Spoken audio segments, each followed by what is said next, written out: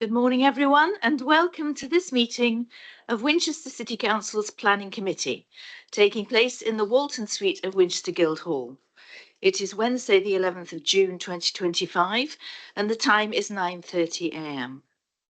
My name is Councillor Jane Rutter, and I'm Chair of the Planning Committee. To my right is the Deputy Chair, Councillor Jonathan Williams. Around the table, we have the other elected members of the committee, and we are supported today by a number of officers. We have Lorna Hutchings, the service lead for the built environment, Daniel Lucas, our legal advisor, the case officers, which will change with each item, and Claire Buchanan from Democratic Services, who supports the committee and operates the recording equipment. This meeting is being live streamed and recorded to the Council's YouTube channel. Subtitles are available and advice on how to turn them on is set out on our website. I'd like to remind you all to ensure your mobile phones and any other electronic devices are on silent or preferably turned off entirely. In the unlikely event that it is necessary to evacuate the building, the fire alarm will sound. Please follow all the instructions given to you by our team. Please make sure you've looked at the handout provided on your chairs or on the information slides displayed as you walked in and during the breaks for further guidance about this meeting. To ensure the smooth running of the meeting, I ask that nobody calls out from the back of the room during the proceedings. In accordance with our public speaking protocols, those who have registered to speak will be able to address the meeting for their allotted time. If there is any disruption of the proceedings and the work of the committee is not respected, it may be necessary to temporarily adjourn the meeting. Finally, can I welcome the members of the public to the meeting? Those of you who have registered to speak, I will call you forward when it is your turn to make your contribution. Members of the committee may ask you questions of clarification, so please remain at the microphone until after members' questions. The microphone is turned on by pressing the button on the base of the unit, and a timer will appear on the screen to remind you of your remaining time. Before we turn to the agenda formally, can I just say that item 7 on our agendas, which is the Shedfield Equestrian Centre, because key people aren't able to come this morning, has been moved to the first item after lunch. So we'll be discussing that at 2 p.m. this afternoon. So if anybody is here for item 7, you can go and find yourself a nice cafe to sit in for the next few hours. Okay. So turning now to the agenda. Claire, do we have any apologies and deputy members? Thank you, Chair. No apologies for absence received. All members are present. Thank you. Splendid. Are there any disclosures of interests, members? Councillor White? I'd like to declare an interest in item 10 due to the fact it's in my ward, but also I have friends that are involved in that application, so I'll be leaving the room for that discussion. Thank you. Councillor Aaron? Thank you, Chair. I have an interest in item number 13, TPO.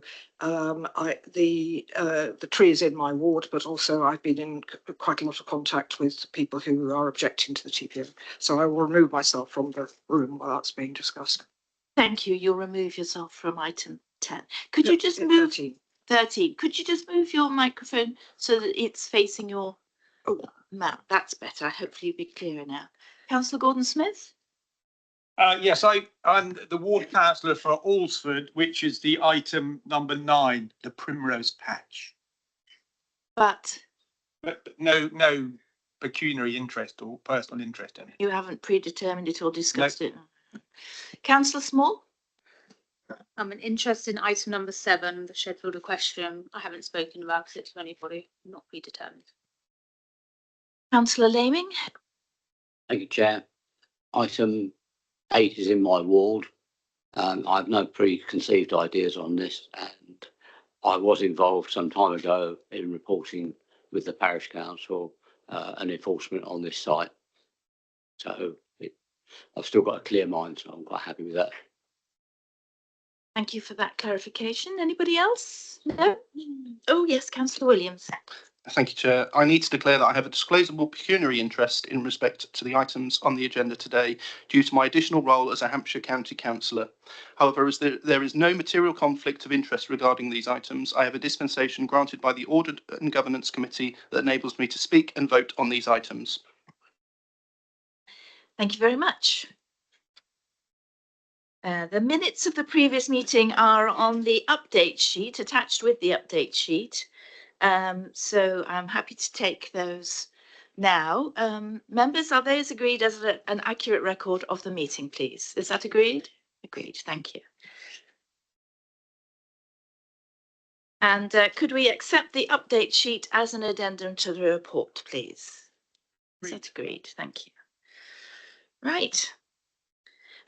We have had an official site visit to one of these places, which is the first item on our agendas, Pitt Manor. Most members were able to attend that site visit yesterday morning. I just thought I'd let you know that.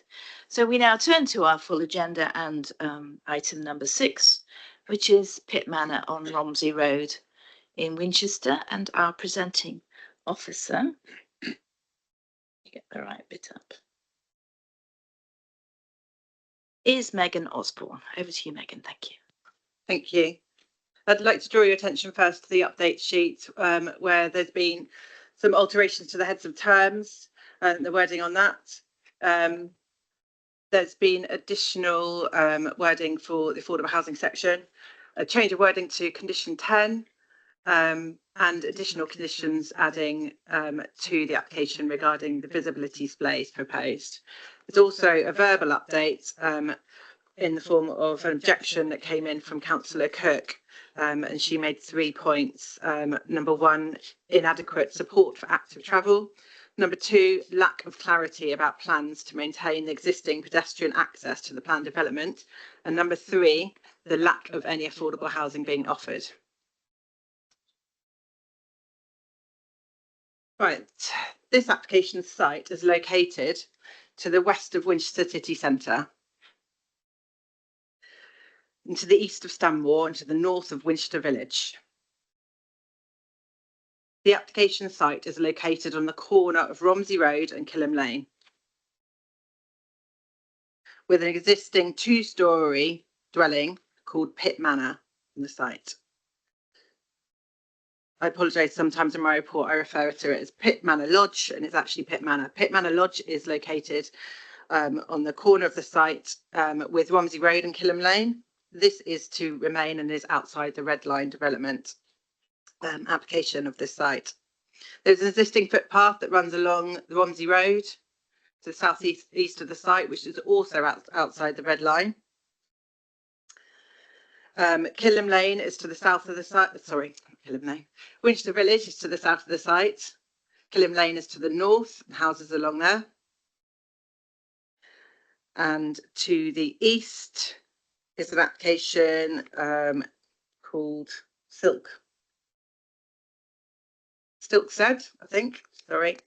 That's the main application. Sorry.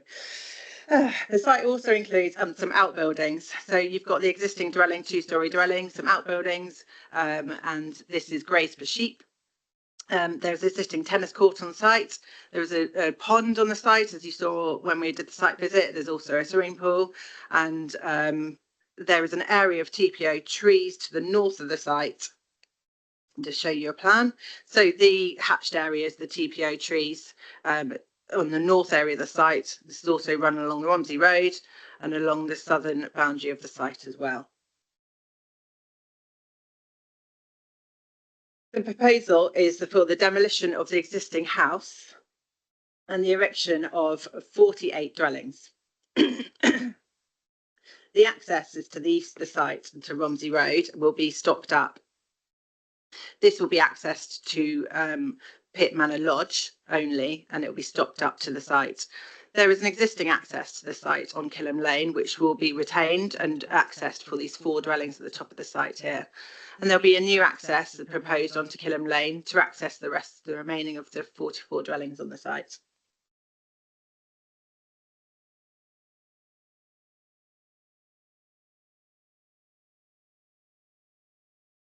This plan's to show you the open space and common parts and the managed areas of the site. So the areas in pink will be managed and maintained by the developer. This is to show the landscaping, proposed landscaping. This is indicative. We have actually conditioned a landscaping plan, which will be submitted as part of the conditions further on down the line. There is a proposed pond. So the pond that's on the site at the moment will be demolished or not in non-existence, and then a new pond will be proposed in the centre of the site. There is a mix of dwellings on the site.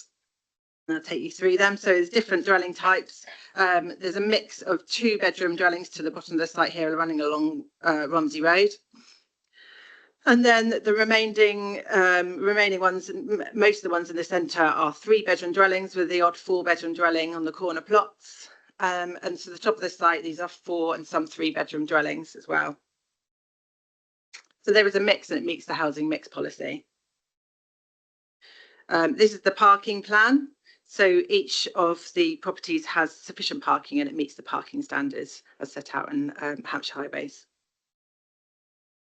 So just go through the house types throughout the plots. So this is house type A. This is the top of the site, fronting onto Kilham Lane. So this is the one that's using the existing access. These are all 3-bedroom dwellings. They're linked attached.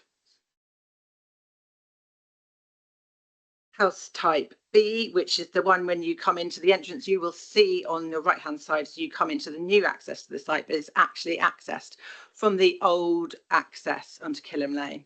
This is a 4-bedroom dwelling.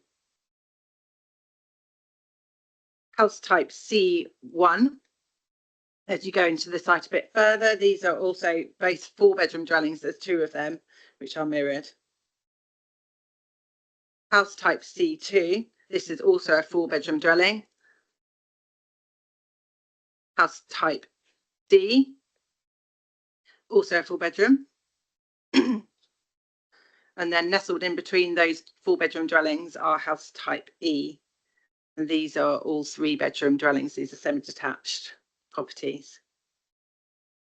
You've got house type F, so terraced, line of 3 terraced houses attached to another house on the corner plot, which I'll come to in a minute. These are all 3-bedroom dwellings. And then the floor areas.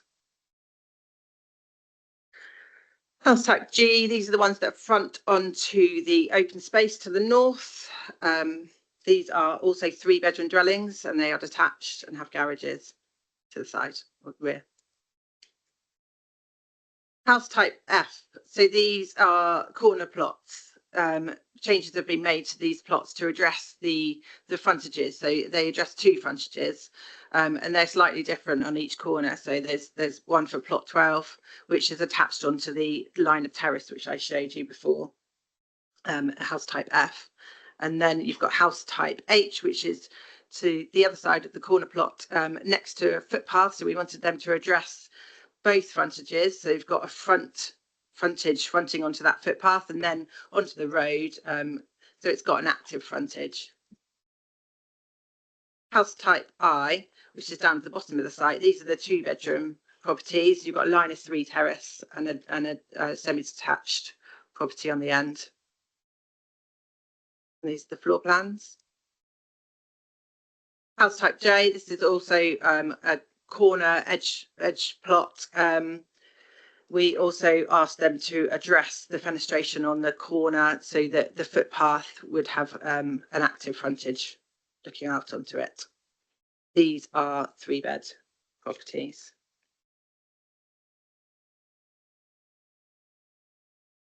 House type L, to the bottom of the site, so backing onto Winchester Village, I suppose, but there's a lot of vegetation along that boundary, so you won't appreciate the view from Winchester Village. You wouldn't be able to see it considering the distance and the vegetation along that boundary. These are also 3-bedroom dwellings. House type M, these are 3-bedroom dwellings as well. And the central properties, these are semi-detached houses located in the centre, and these are 3-bedroom dwellings. I'll just take you through the street scenes. So these are the houses you will see at the top of the site. So you fronting from Killam Lane, looking at the site. So these are the 3 semi-detached linked detached houses at the top of the site, and then the larger one on the corner as you access the site here.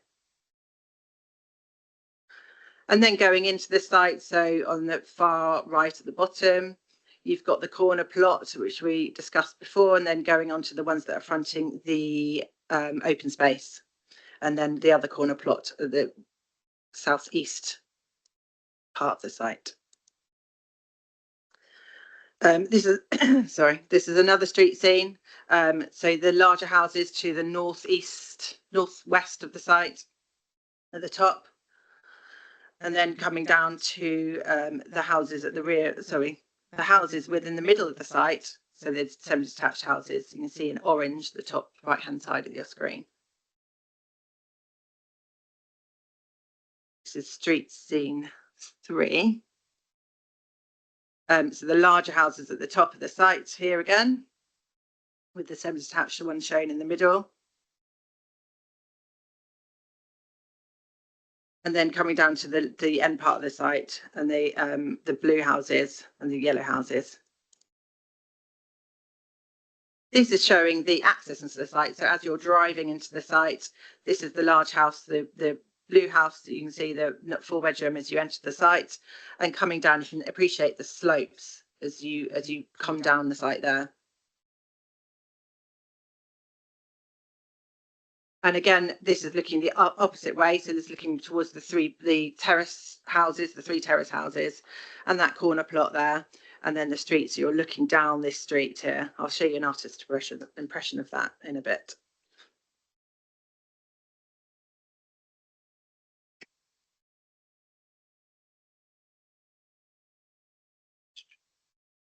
Right, so this is the rear of the site. So the one at the bottom. So the 2-bedroom houses at the bottom of the site here. And that corner plot and the corner plot on each side addressing the footpath. This is an indicative plan of the play area, open space area, to the north of the site. We've asked for details of this in our 106 under condition. Just take you through some master impressions of the site. So this is a view if you access the site with the larger house on the right hand side, going into the site from the new access on Killam Lane. This again, if you go a bit further on from there, this is the corner plot that we discussed, having active frontage on both sides. And the left hand side is the open space area. And this is looking down the far street. So these are the houses that back onto where Winchester Village is, and that street there. These are sections. Get my bearings. So this shows Killam Lane. So the Killam Lane is here, and this is the dwelling on number 24 on Killam Lane, and going down into the site. And on the bottom is the existing plot 30, or proposed plot 30, sorry, and going on to houses on Winchester Village to the rear. You can see the vegetation along that boundary there.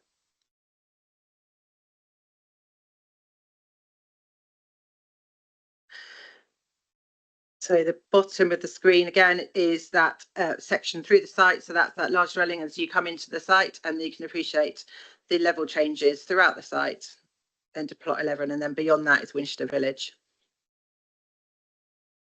This is to show the BAT and SWIFT boxes proposed.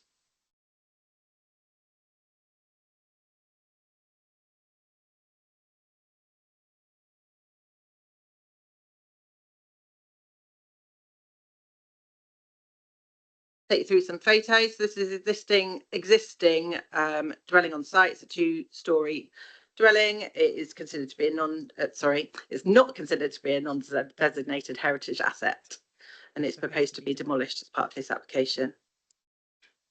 Just this is the view of the wooded area, the TPO'd area, where the proposal is to have public open space and a track running through it, which is currently the driveway to the existing dwelling. And then this is an area showing it the TPO'd area again. This is a view of the existing buildings on site. These are outbuildings and the grazing area. To the top left-hand side of your screen is the bund that runs along the bottom of the site along Romsey Road before you get to the footpath and where the proposed houses are going to be here. And this on the bottom right is the access to where the proposed footpath will link up to the footpath existing that runs along the bottom of the site. This shows the amount of vegetation along the side elevation and Winchester Village is beyond this. And just showing a few photos of the footpath to the that runs along Romsey Road. And this is the access into Winchester Village currently stands. And this on the bottom right hand side of the screen is where the proposed access of the footpath will be into the site. This is the boundary on the northwest. So looking at the existing houses on the boundary there, which we saw on site yesterday. And this is the existing access into the site, which will remain and access the 4 dwellings at the top of the site. The proposal is for the demolition of Pitt Manor and the construction of 48 residential dwellings, and it's considered acceptable. Only considerations such as design, landscape, ecology, drainage, highways, construction and waste management have been addressed appropriately. It's considered to be an efficient use of land and to provide residential dwellings in a highly sustainable location. The applicant has worked with officers and made amendments where appropriate. It's considered that the resulting scheme can be supported. Therefore, it's recommended for approval, subject to conditions as set out in my report. Thank you. Thank you very much, Megan. We now turn to public speaking, and our first speaker is Peter de Groot, an objector. Good morning, Mr. de Groot. If you'd like to just take a seat, you've got up to 3 minutes when you're ready, and just press the button to switch on the microphone. Thank you. Yes, hi. I'm Peter de Groot. I represent the management company for Winchester Village. We had a very productive meeting with Shorewood Homes, and so most of our objections, which was concerns, have been addressed. There's one which is outstanding and is still maybe a question, because in your presentation, Mrs. Osborne, I didn't see what we're looking at is any links between the new development and Winchester Village, which we would prefer not to have. Because of the economic and social implications that it would have on our community. So the reason I'm asking this is that recently uploaded on the 27th of May, there was an illustrative landscape master plan, which does show a path which comes to a gate, which is an access, so-called access out of the east boundary, but it's not an east boundary, but it's a southwest boundary, actually. Although I can't see it on your plans, Mrs. Osborne, I just wanted to make sure that there will be no access out of the site there, because it accesses into a piece of land which is owned by Mrs. Payne, which is the maintenance strip, which connects to the sink. And then there's coming our property as well. So the question that I've got really is there an intention to make a link there for us? And if there isn't an intention, then we don't have an objection. Thank you. Members, do we have questions of clarification? Could I just ask, as a matter of clarification, if there were, oh, Claire, the TV things, if there were an access there, I don't really understand your objection to having an access there. There's a children's play area there, isn't there? It would make sense for people to be able to access the play area. Yes, well, we pay for that children's play area. Well, the the people in this new development will be paying for the play area through the woods, are you suggesting that your children shouldn't be allowed to go up there? Yeah, well, we're absolutely fine with the existing development that we've got. And as you know, that we have social problems, right? We have some vandalism, we have graffiti, we have things like this going on in our development. And we don't want any more. We don't get any money from the council to support us. As you know, Vistry paid 1.4 million to the council, and we've not received any money at all to help us to pay for the service charge. And we pay service charge on top of the full council rate. Okay, the exact figure that Vistry paid was £1.465614 to the council, of which there's been no reconciliation of that money, and none of that money has come to help us to maintain. I understand. So you asked me the question. There. I'm just trying to Yeah. bring you the reason. I'm afraid it's not really relevant to what we're discussing this morning, but it thank you is for relevant raising it. because it is relevant because our residents and our members are quite sensitive to the costs as a result of having to pay not only council tax, but also service charge, of which has been no help from the council. Okay, I'd like to leave that as a record here. So if you are going to request an access, we will have to go to our members to make that access available. Okay. I understand. Thank you very much. Members? Thank you. Councillor Gordon-Smith. It's generally considered desirable to have good levels of pedestrian permeability through a development. And obviously your residents, if there are links through the new site, have the advantage of being able to find other walks into Winchester, up to Sarah. We have already the path through Killam Lane, which, by the way, that path we've been paying for, and it should be paid for by the council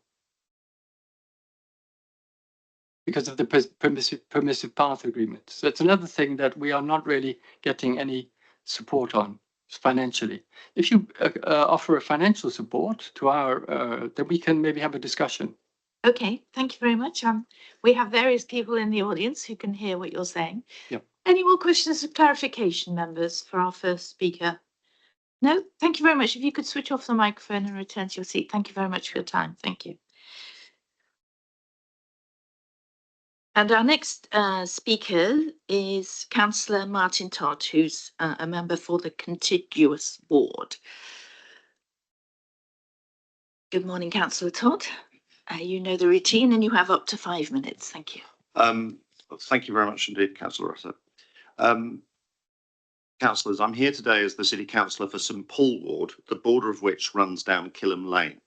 For your awareness, I'm also the County Councillor for Winchester Westgate, which includes the whole of this area. And I'm opposed to this application. And the fundamental reason I'm opposed is that it's looking to the public to deliver public benefit off-site, which should have been delivered on-site. And I think that raises important planning policy questions that would merit investigation by colleagues in the rest of this meeting. In my previous written submission, I raised 3 questions. Firstly, about transport and access. Secondly, maintenance of that transport and access. And thirdly, the question of affordable housing provision, which in the original application had no provision of any kind at all. Since then, I think issues of the question of biodiversity net gain will also merit discussion by the committee. And I stand completely with Mr. de Groot about the issues, which unfortunately are mostly a national policy issue, of this new world of management companies where some residents in Winchester have to pay a double charge, or arguably a treble charge, because they're paying for a management company, and in some cases they're paying for a parish, and they're paying for a city council, and they see other people, and I'm actually one of them, have public facilities provided through the public purse. And I can understand why people are concerned. And indeed, this will also follow in that path of where things that historically would have been publicly provided are now covered through a management charge. And frankly, I absolutely understand the point that, for example, the Eastern Path, frankly, should be adopted and owned by the public. But I realise that's also something that doesn't sit within the scope of this committee. In terms of the three issues I originally raised, the maintenance of transport and access appears to have been resolved, as far as I'm aware. The transport and access plans, although I believe them still not to be adequate, make certain assumptions which don't reflect the experience of people in that immediate area. One obvious example is that the assumption that everybody leaving the development will turn right, if only. It shows poor knowledge of the rat running down Killam Lane, how extremely poor that access is for pedestrians, and it was something I would have liked to have seen improved. And the assumption that nothing needs to be done to improve pedestrian and cycle access to Sarum Road. It makes reference to investing in LC Route 260 from Oliver's Battery to Winchester Railway Station, which goes down Monarch Way, which, as far as I'm aware, is currently closed, and it's a matter for the County Council, I think, to try and get that opened. That said, it is backed by the Highways Authority, and although separately some of us will keep working to add a bit more steel to their responses, I think it puts us in it puts you in a difficult position to be able to reject what's being put forward. I do fully support, incidentally, the principle of permeability. Again, I understand the reasons why these questions are raised by the management company of the neighbouring site, but permeability, walking permeability, is generally a benefit to the public and is something to be encouraged. There is a question about biodiversity. And this sort of lays down a marker as to one of the issues, which is there's a deficit of habitat units to reach biodiversity net gain. And I think you need to explore whether everything possible is being done on site to deliver the biodiversity net gain that we would expect on site. But my biggest issue is affordable housing contribution. Our policy CP3 says, in order to meet affordable housing needs, all development which increases the supply of housing will be expected to provide 40% of the gross number of developing dwellings as affordable housing, unless this would render the proposal economically unviable. Affordable housing should be provided on site, indiscernible from and well integrated with market housing, unless off-site provision would better meet priority housing needs and support the creation of an inclusive and mixed communities. On sites of less than 5 dwellings, a financial contribution in lieu of on-site provision will be accepted. Although there is now a financial contribution that's been made, there is no reference to how that off-site provision will better meet priority housing needs. And in the end, our policy is that developments should deliver housing on site. And it's of gross housing. So I would say that given that there are 48 unaffordable houses, the equivalent proportion would say there should be 29, that it should be 14 of the gross figure, not 14 of the 40% of the gross figure, not 14 of the 48. So thank you, Councillor Todd. I'm afraid you've run out of time. If you correct. just pause, members of the committee may ask you questions of clarification. Members, do we have any questions of clarification for Councillor Todd? Councillor Laming.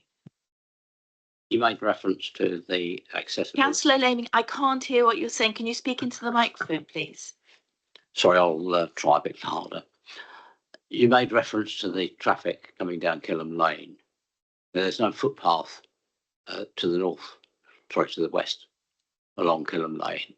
And also there will be traffic management along Killam Lane towards the traffic lights at Romsey Road. Are the residents happy with that environment? Because that's used as a lot of parking there, with people parking outside their own houses.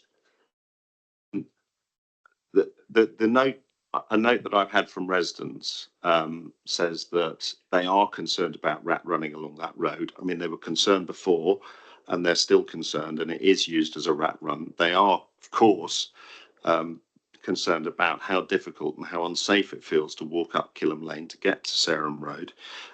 There is also a concern and a desire, I think, which is fairly common in that wider area, near the controlled parking zones in North Stanmore, where there is a sort of knockover and people are using it as a sort of informal park and walk or other facility. And I think there is genuine concern and the need potentially for controlled a controlled parking zone consultation to protect parking in that area for local people.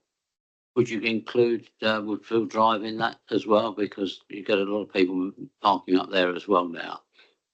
I think inevitably any consultation would have to look at all the parking in that immediate area and how it would be better addressed. Thank you. Any further questions of clarification, members?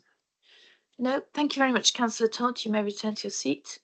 We also have Councillor Jackie Porter, Cabinet Member. If you'd like to come forward, Jackie, you also have up to 5 minutes when you're ready. Thank you. Thank you, but I won't rehearse some of the things that Councillor Todd's already said. I've come because I do regret the lack of affordable housing on this site. It's a highly sustainable location, and as stated by Ward Member Councillor Charlie Wise, there's a strong precedent for affordable housing in this area. There's good employment, good public transport and schooling. The reason for not having affordable housing on this site is actually described as non-viability, but perhaps we shouldn't have got to this point. I understand the Council's Planning Department has sought an independent view, and the contribution between 2.1 and 3 million would be a reasonable alternative. However, the problem of provision for land, the problem of providing affordable housing is the land, and that's the key way we can achieve our ambitious housing target for affordable housing in Winchester. The quality of affordable housing is important to us too, and so I'm disappointed that there's no land on which to build these 19 homes that we're told will be built using the contribution that's been agreed. The land that's open space is enclosed within the site. In my experience as a ward councillor elsewhere, when a plot of land within a site is managed by a management company, then that management company can change the terms of use over time. Mr. De Groot, I think, explained the issue specifically, and I sympathise with their issues, but we don't want that to happen again.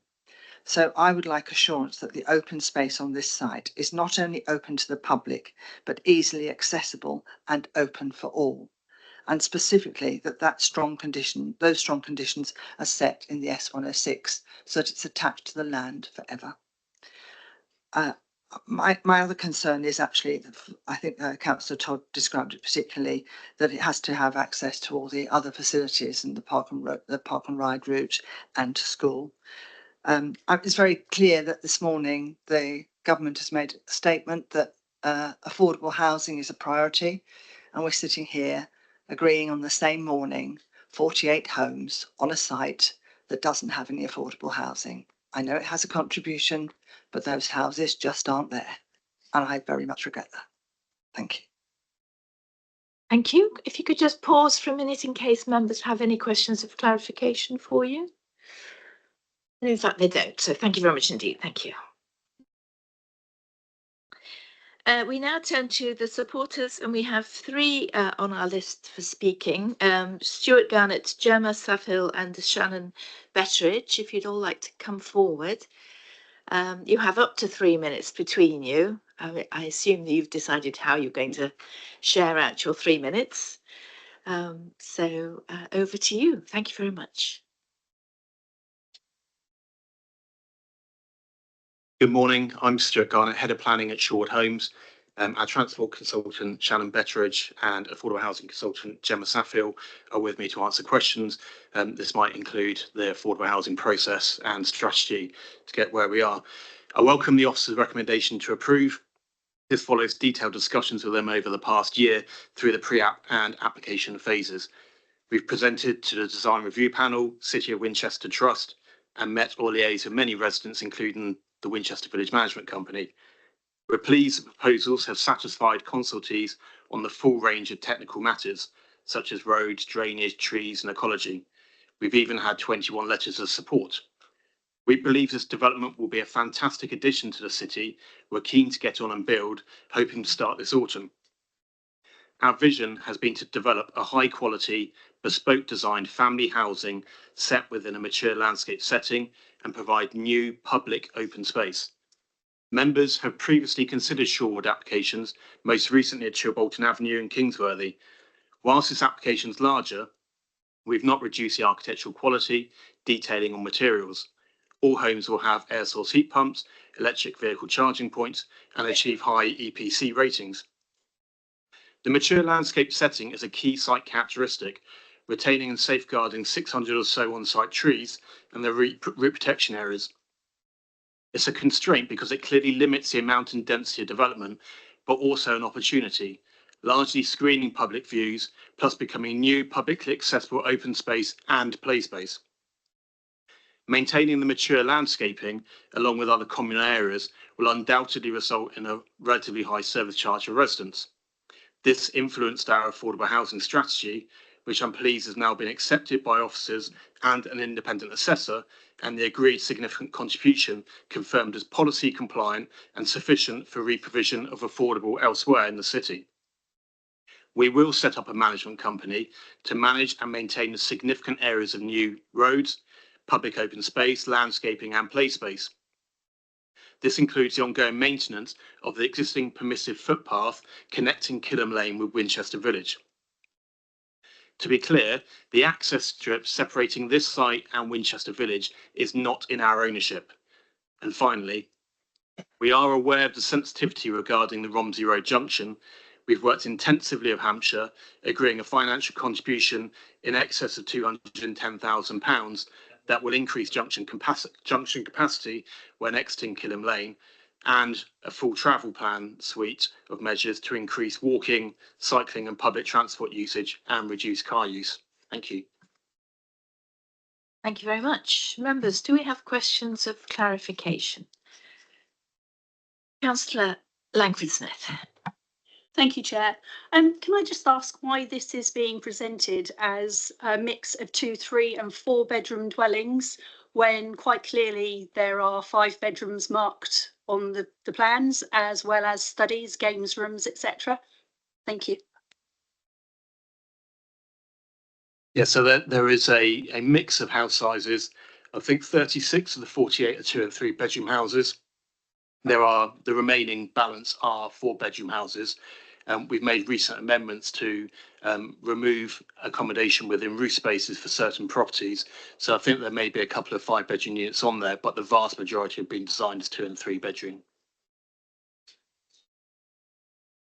Councillor White.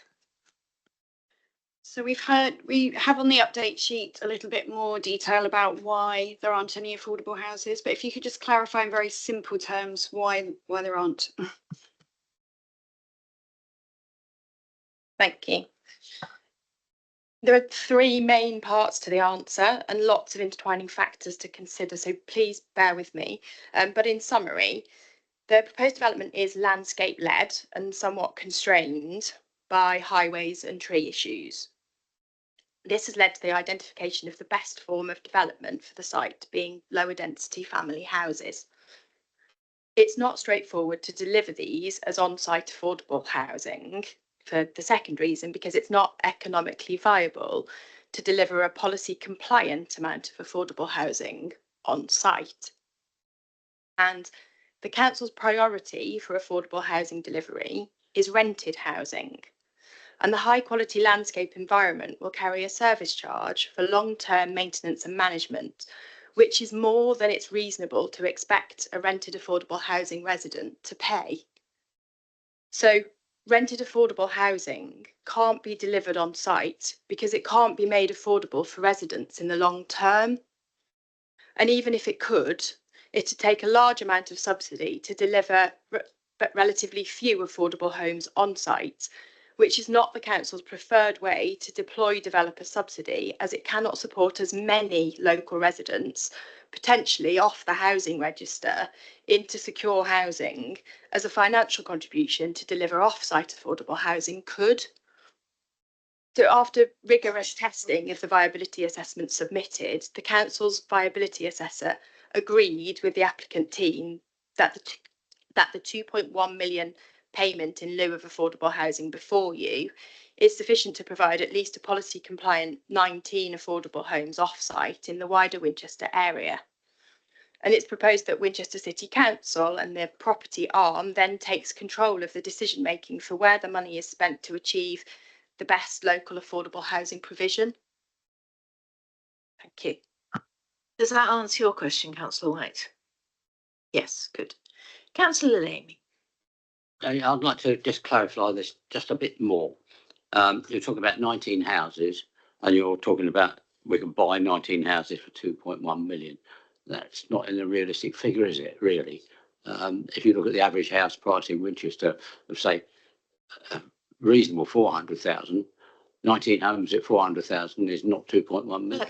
Councillor Lamy, I'm sorry, I think we've had a very clear outline of the applicant's reasons and. Yeah, I'm just making the point. Well, I know you're making a bit more point. clarification. You're making a point rather than asking a question of clarification. Yeah, but I'm also asking the clarification to make the point. Thank you. All right. If you want to add anything, please do. Thank you. It's because it's a net position. So somebody will own that affordable housing at the end point and it has a value. And so the 2.1 million is sufficient to facilitate the gap, essentially. So there is a asset value at the end. Therefore, if you're dealing with a registered provider, for example, as you would do if you had on-site affordable housing, the registered provider buys the affordable housing. It's the gap in the middle that needs bridging to facilitate that. That's what the £2.1 million does, which is what is required under CP3. Thank you. That was very clear. Okay. Any more questions of clarification? Councillor Williams. Thank you, Chair.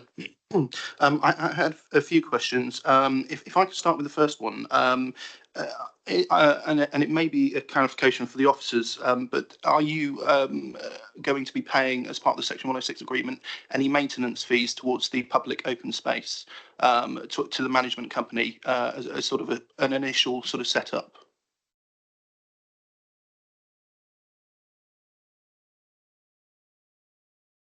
Sorry. Simple things. That has not been discussed at present. We're obviously at advanced stages in discussing the legal agreement with the City Council and the County Council. And that will include provision for maintenance and management. So there will be provisions to ensure that management company is being set up. But at present, no figures being set up. I don't know from Daniel's perspective whether there's something that would ordinarily be considered, but it's not something that has yet been raised. Something I think we can follow up in a bit. If you don't mind, Chair, Yes. I've got a couple more, sorry. It was in regards to biodiversity net gain. I just want to know what on-site sort of provision percentage-wise that you're going to be able to maintain, but also as part of that, the surrounding of the site's got great wildlife corridors as proposed along all the sort of boundaries. The sort of centre part is a bit of sort of an urban island. Will there be sort of hedgehog gaps in fences, those sorts of things to try and let a hedgehog, i.e. walk from the west side to the east side without having to go all the way around the houses? Thank you. I think it's fair to say that biodiversity net gain has been a real head scratcher over the last couple of years since it came out. It's highly volatile in terms of the way in which the calculations work.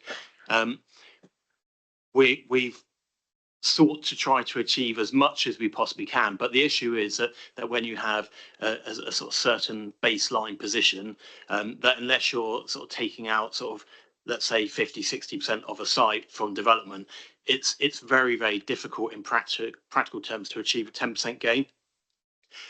We recognise that by the current calculations that there's a deficit. We need something like 6 or 7 habitat units.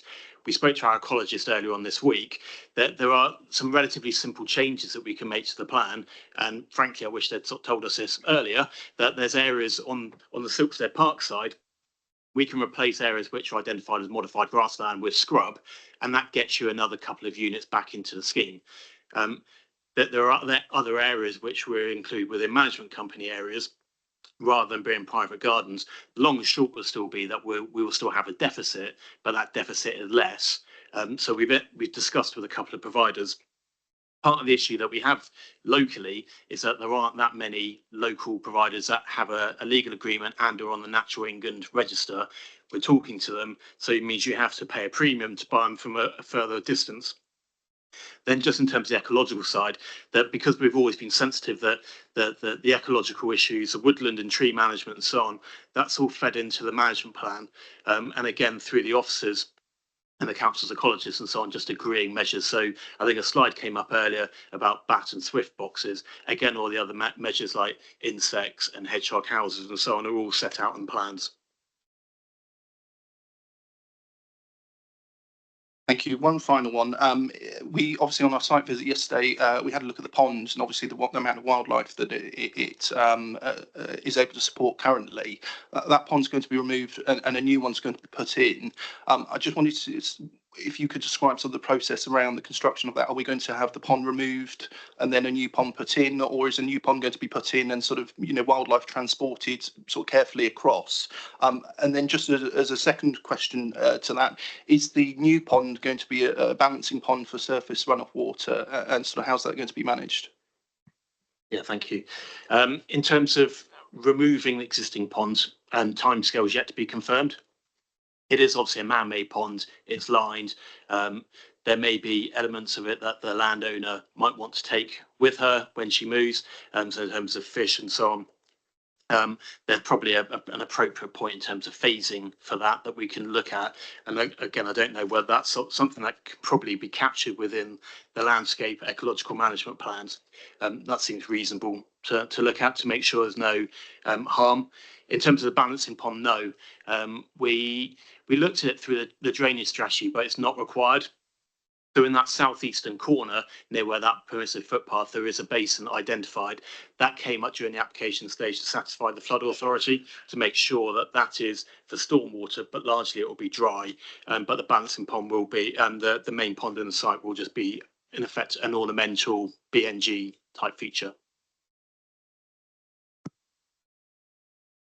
Councillor Langford-Smith. Thank you, Chair. My question is with regards to the management company.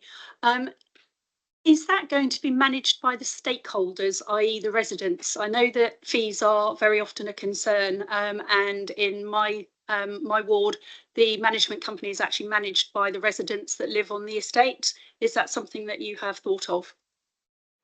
Yes, so we're in early days with all of this.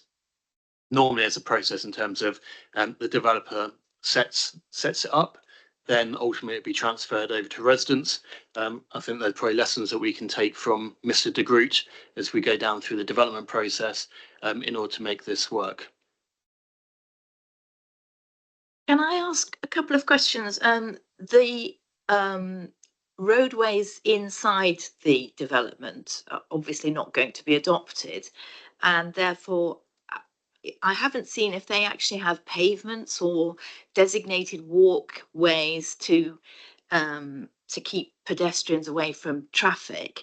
And are you going to be putting in some sort of speed limits on those roads?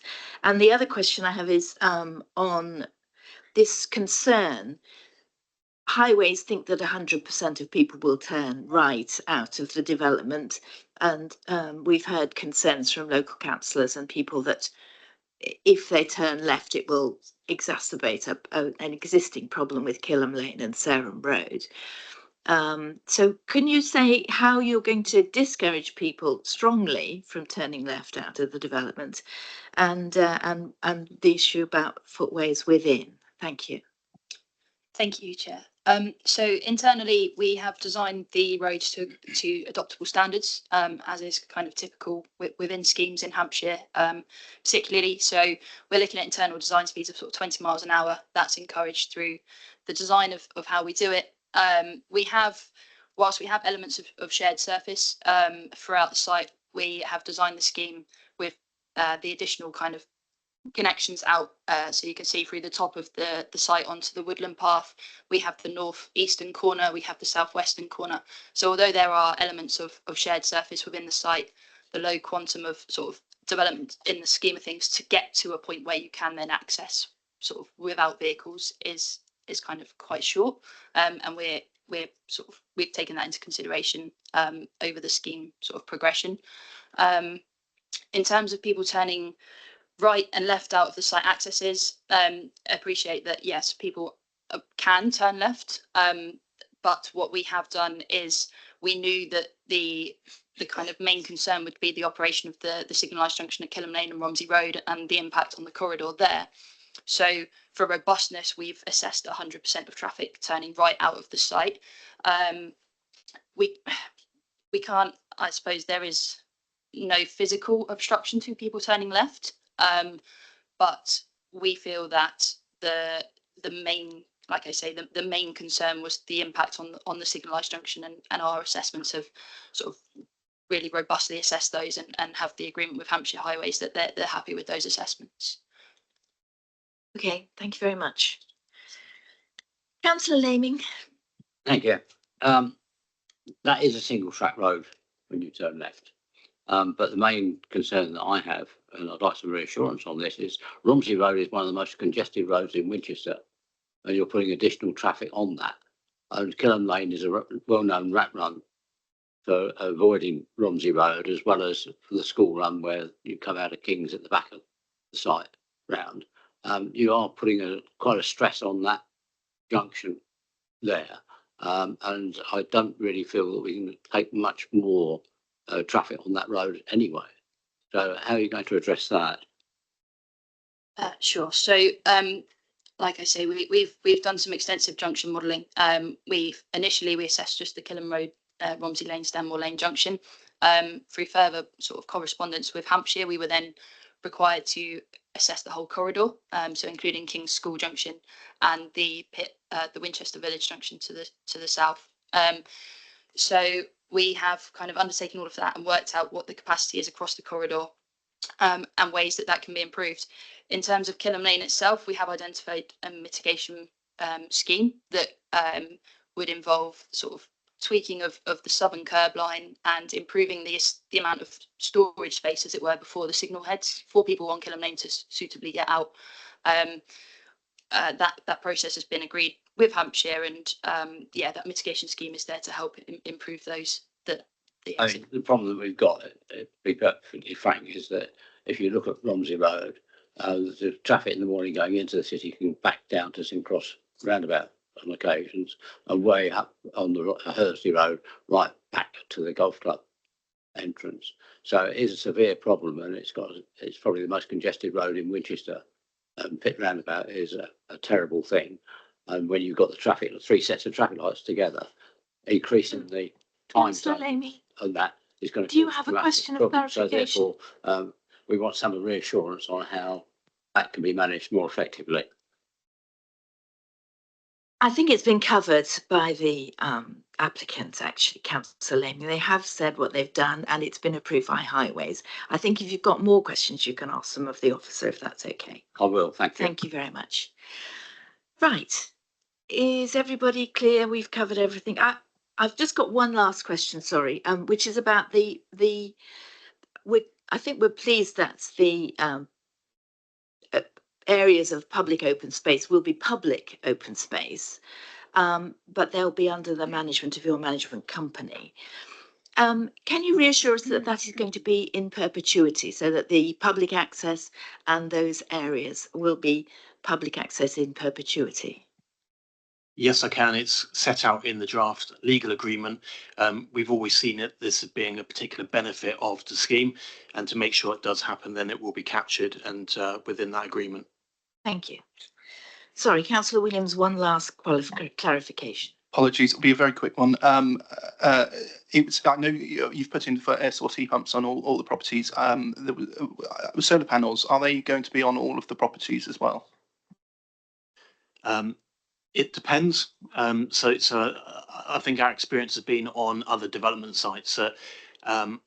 The typical approach has been that air source heat pumps work very, very effectively along with the fabric first measures. We're open-minded. about it. So if the calculations require them to be provided, then we can. I think there's a balance within the architectural side of it as well, that there's obviously appropriate elevations that you'd want to put it on, but perhaps on main street facing ones may be less appropriate in terms of the aesthetics that we want to try to achieve. But generally the air source heat pumps are sort of the driver for the renewables, and solar can be considered through the conditions down the line. Thank you very much. Thank you. You've been very helpful. You may return to your seats now. Thank you. So, Megan, we return to you now. Do you want to comment on anything that's come out of the public speaking, please, before we come to questions? Yeah, I just want to make a few points of clarity. It was mentioned about the monitoring fees, and that's all tied up in the section 106 under part 6 of that, the heads of terms. I don't know if Dan will probably go into this later. The hedgehog, go back to the plan. There are a number of bat and swift boxes I didn't mention on here as well. There is a hedgehog highway, which is the green line. Dotted lines. And the pond, the ecology survey came back and there were no great crested newts, which are protected species, found in those ponds. And therefore, we consider it acceptable to decommission that pond and propose a new one. Thank you.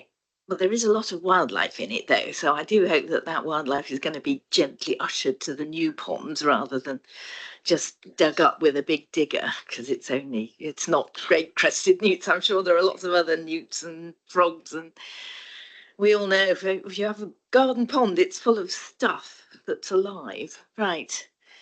Anyway, I'm sure the developer has taken on board the things that we've said about that. Okay, so if you've got nothing else to add, members, questions on the report, please let us know which page you're referring to, if it's a particular page number. Councillor White. So I just wondered, in the discussions that you had regarding the affordable housing and how that decision was made to make the contribution, was housing need taken into account for that local area? Because I know in Cabinet Housing Committee, we've seen a map of location need, where people with an identified housing need have been asked where their first preference of location is, and St Luke's ward was the highest number of need. So I'm just wondering whether that was weighed into the discussions.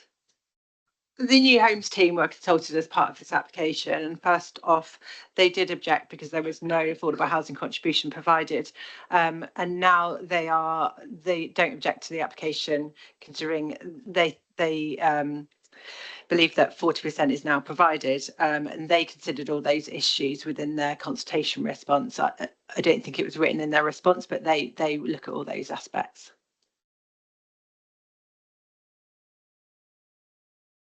So I suppose the question then is, how can we be sure that the allocated £2 million is going to be used in an area where there is the need? Because the need is in St Luke's ward. So, I mean, within the heads of terms, we've specified that it should be used within the Winchester district. That would be something that potentially we could look at. I would need to speak to Dan whether that's something that we could specify in the legal agreement, that it could be used within that particular ward. Can we change that to the city rather than the district? So we can change that to the appropriate wordings when the draft is finalised, but it was certainly to address government reorganisation in the future, to try to make sure that it stays within Winchester, the money that we are raising. And it's the responsibility of the new homes team to spend that money in accordance with the terms of reference to do so. So it's outside the responsibility of this planning authority, but it's a function of that new homes team to spend it appropriately and to be assessing the particular types of tenure and need, which we've been looking at through our emerging plan again, and it's built into policy when it's looking at types of tenures that we need the most. And you've heard that then is considered in the affordable housing and viability statement when you're then trying to retain the affordability of those properties on different types of land. With this site being landscape led, you've got these huge swathes of TPO trees. That in itself, for me, is a big constraint to delivery of affordable housing, just as a starting point. So thank you, Chair. Thank you very much, Lorna. Okay, Councillor Aaron. Thank you, Chair. When we did the walk yesterday round, I was a bit sort of puzzled about, I know that this is not affecting this plan, but the path that goes along Romsey Road and who managed it and, you know, generally its status, because it's obviously a key area for in both directions. And I just wonder whether you could just clarify that a bit further and just in terms of, and I'm just worried about you know, that falling into disrepair and it becoming unmanageable, really. Thank you. Well, it's outside the red line of this application. Yes. But I believe the current owner of Pitt Manor Cottage, the main house, has management of that footpath, and they have to maintain it and manage it, and that will carry on with the new landowner. And that legal agreement is something that was predetermined as part of a different application or different, not to do with this planning application. Yeah.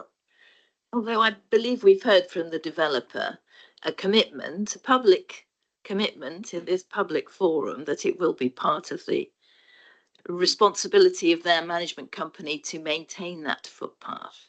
And it was definitely on that pink area that was covered by the area covered by the management. That's exactly it. Management company. So I think we have a public commitment from the developer that the management company will be maintaining that footpath, haven't we? They have stated that, yes. It's not something that we would require under this planning application because there is already a legal agreement to manage that footpath, but the developer has stated that they are proposed to manage it themselves, and whether it's put into the legal agreement or not, it's already in a legal agreement. Could I ask? Sorry, Councillor Aaron, do you want to come back on that? Can I ask another question, or shall we wait? Just quickly, yes. Very quick. In the pictures of the actual estate, I suppose you call it, the roads were beautifully clear of cars, and it was just people going up and down. As I understand it, all the houses have two parking places on site. Is that right? Even the terraced houses? That's correct. All the parking provision is provided in accordance with the parking standards. So some of them have 3 spaces, they have garages, and they're all proposed, as you can see. I don't know if you can see well on this site. So the red dots are garages, the yellow dots are off-site parking spaces for those dwellings. Councillor Small, please. Yes, just a point of clarification. I think it was something Councillor Todd mentioned. If the number of houses are 48 on this site and 19 off-site, that totals 67 houses in total. So the percentage of affordable houses is surely 28%. Is that right? But we keep saying 40. I'm just a bit confused how we do that calculation. Feels a bit misleading. So the 40% calculation is made on the proposed number of dwellings on the site, so that's 48. 40% of that is 19.2. So therefore that would be the percentage of affordable housing we need. So we're looking at what's proposed on site, not proposed plus the 19. That makes sense. Councillor Langford Smith. Thank you, Chair. My question relates to page 19. In our market towns and rural villages, we have a housing density requirement of 30 dwellings per hectare.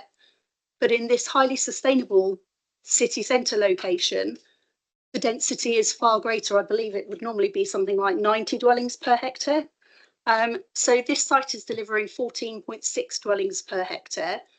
Could that density not be increased significantly if they reduced the parking, because it's in a highly sustainable location, and that is towards our transport and walkability policy, but also reducing the number of 4, 5 and 6 bedroom dwellings to make more 2 and 3 bedroom dwellings? That's not the application before us, I think is the answer, but anyway. Yeah. I mean, It could be. It's a landscape-led scheme. There's a significant amount of TPO trees on the site, and that's why the density is as it is. That could be and something we could look into, but we are assessing the application as we see it in front of us. Thank you. I think you could, if you add in the information that it's been through our urban design team, and they've made significant changes, I think, to the original plans as well. I mean, I think we all understand what you're saying, Councillor Smith, but as always, you know, it's not the application that we would like to see that's before us, it's the application that is before us that we are looking at, and we have to decide it on its planning merits and the balance of those different planning issues that we have before us this morning. So, Councillor White. So I think the developer mentioned some extra biodiversity net gain units that have come to light since you wrote your report, I guess. So is that going to be looked at again to make sure we've made the most of all the possible opportunities for that? I was unaware of that change that's to be made, but there are conditions on biodiversity net gain, and it is in the it's not in the heads of terms anymore. Sorry, it will be put into a legal agreement further down the line. But there are 2 conditions on biodiversity net gain, so we will assess that during the course of the discharge of conditions.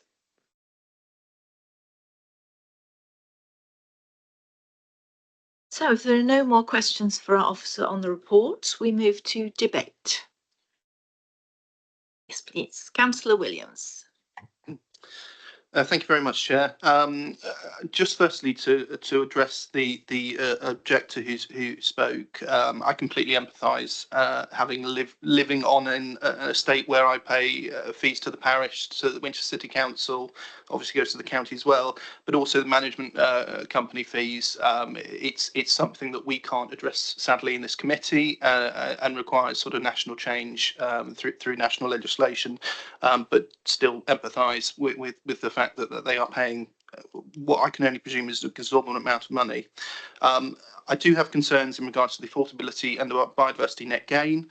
Biodiversity net gain is something that we wouldn't be able to object to this application on its own, because it can be conditioned off-site. As it is going to be off-site, the developer will be paying an increased fee for delivering that biodiversity net gain.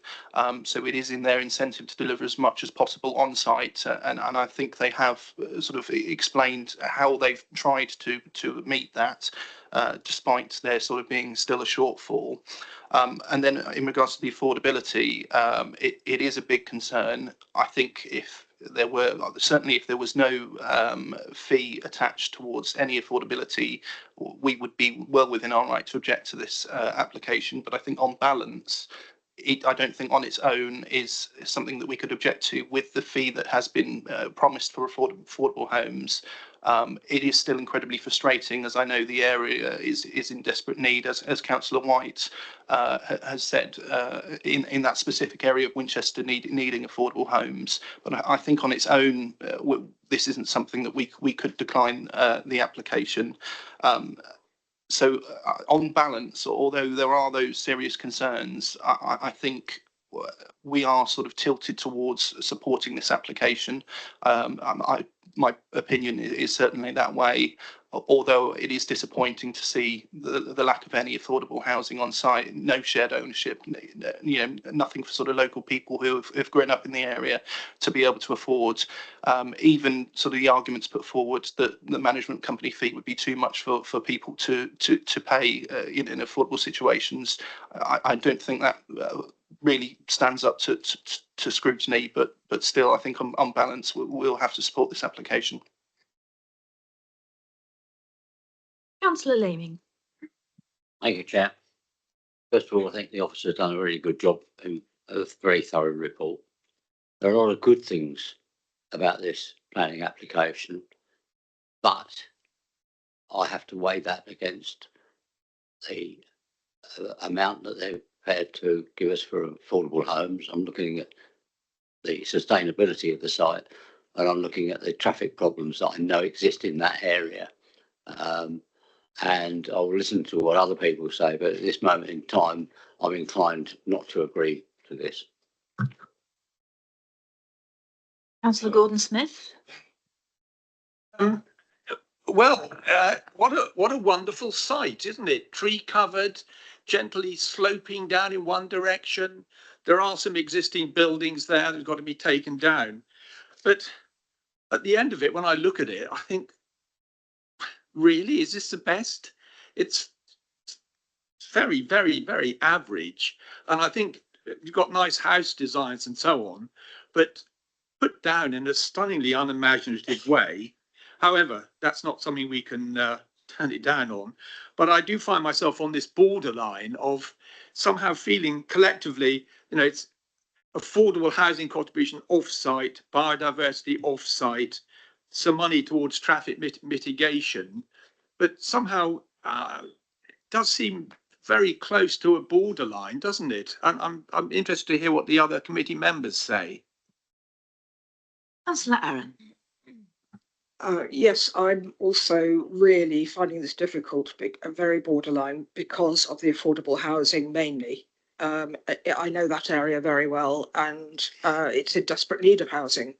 I felt that the comments about the sort of high service charges, essentially this was too posh for affordable housing. It was too posh a sort of a site. And in where they are, I know that Killam Lane opposite is posh housing, but it's other sorts of housing are very, very near, and that area desperately needs affordable housing. And I can't think of other sites. Well, there's very few sites, and even if there were, even if affordable housing was mooted there, I think there would be so many objections. It's just a very, very difficult area to build for affordable housing, because there's not the available land.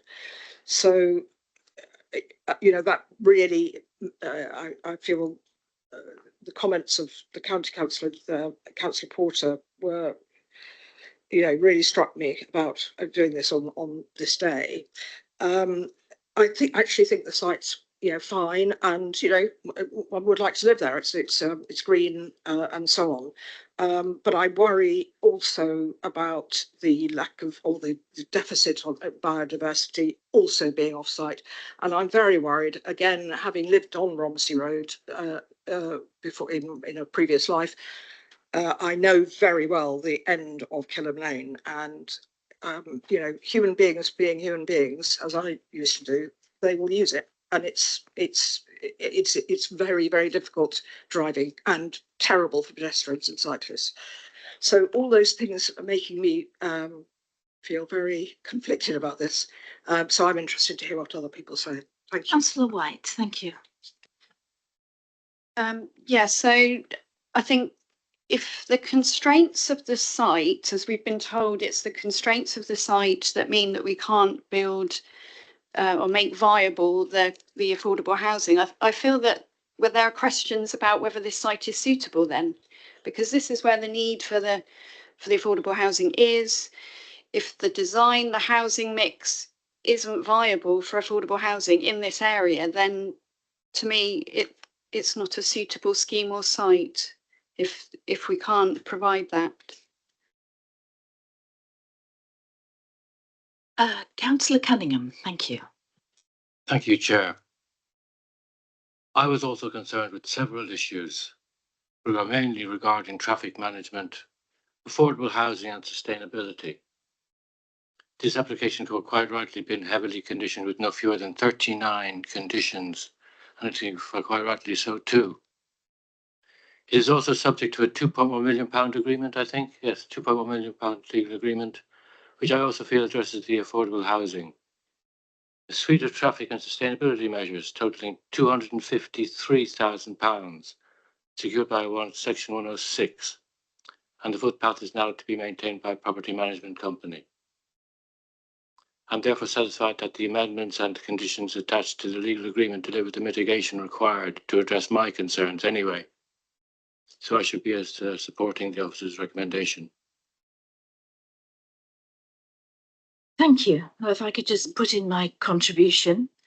This is a large development for Winchester, but in the greater scheme of things, it's a smallish development. The planning balance is always a difficult judgment, and that's why this one's come to committee, because it is a marginal development. But I think we need to take quite a lot of things into account. It isn't the easiest site to develop. As we all know, that sort of land in that position in Winchester is very expensive. So you've got an initial extreme high cost for the land. You've got the cost of the public open space, and I welcome the fact that the developer is committed to enabling people to access the open space on the site and have done their best to make it permeable. And I hope that the suggested access through to Winchester Village eventually can be agreed, because I think that would significantly improve both developments if there was permeability between them. I do think that the cost of that extra open space, which we've already asked for them to do effectively by TPOing all those trees, is a huge cost on the development itself. Now, if you take away some of the parking, you know what will happen. The local residents will say, well, they've still all got cars. They're all going to just park on Killam Lane and we just haven't, there's no room. You haven't provided enough parking. So you can't just increase the density and take away the parking in a site like this. But there is a travel plan, and the developer is doing their very best to encourage people to cycle and to walk. And it's a very sustainable place. It's only, 20 minutes down to the station and 10 minutes to the hospital and all the rest of it. We've seen the numbers. It's okay, so they're expensive houses. They're going to be expensive houses. If you put in a lot more density, there'll be cheaper houses. But then you will lose all the things that our urban design team have encouraged them to do. So you'll lose the beautiful designs, you'll lose the permeability, you'll lose the ability for wildlife to walk between the buildings and to access other parts of the site. You will lose the biodiversity net gain that they are able to create on site, because more buildings will mean less BNG, so more off-site provision. So again, you've got this balance between what can be provided on the site, given its constraints, and the economies that we have to look at, and the viability, and what is being provided off-site. And it may be that we can provide 19 homes for single people, council homes in the centre of the city somewhere that would be even more sustainable for them. They'd much rather be able to walk straight out of their houses to work or to shop or whatever than have to catch a bus from the top of town. So it's a balance. It's always a difficult balance. And I agree that, in an ideal world, we'd have 40% affordable on site, but then they'd be faced with these enormous management charges. And we've heard how the neighbouring site is having issues with the unaffordability of the management costs of that site. And I do think that these management companies that are springing up all over the place as a result of these new developments is something the government really should be addressing, because it really is unfair that people who move into new developments like this should have to pay, twice for the services that the rest of us take for granted and pay for in our parish council precept or whatever. So I think it's an issue that the government needs to address. But I do think that the developer in this proposal has done their very best to support the walking and cycling that we want to see. And I hope that most people who move onto this site will make most of their journeys by foot or by bicycle. I do hope that they will perhaps consider extra signage, and the county council perhaps should consider ways in which they can definitely deter people from using Killam Lane as a rat run. I think that our officers have done a great job in negotiating both off-site affordable housing contributions, and whilst we could all wish for more, I think that we've had an independent person looking at that provision and that amount, and it's been agreed as a reasonable one. So I do think that we are in a position where we do not have enough planning reasons to turn this down, and I don't think it would stand up if it went to an inspector. So I will be supporting the recommendation. So if there's no more, I think we've all contributed, haven't we? So we now come to the decision, and the recommendation on this application is to approve. Can I see those in favour with all the extra conditions and stuff that we talked about? Can I see those in favour, please? 4. And those against? 5. Right. So that we now need to agree planning reasons for refusal. Can I see some suggestions, please, members? Councillor Langford-Smith. Thank you, Chair. The contribution to affordable, I believe, could be increased. The housing density needs to be increased. 14.6 in a highly sustainable location is insufficient. I would like to see affordable dwellings on site. Thank you.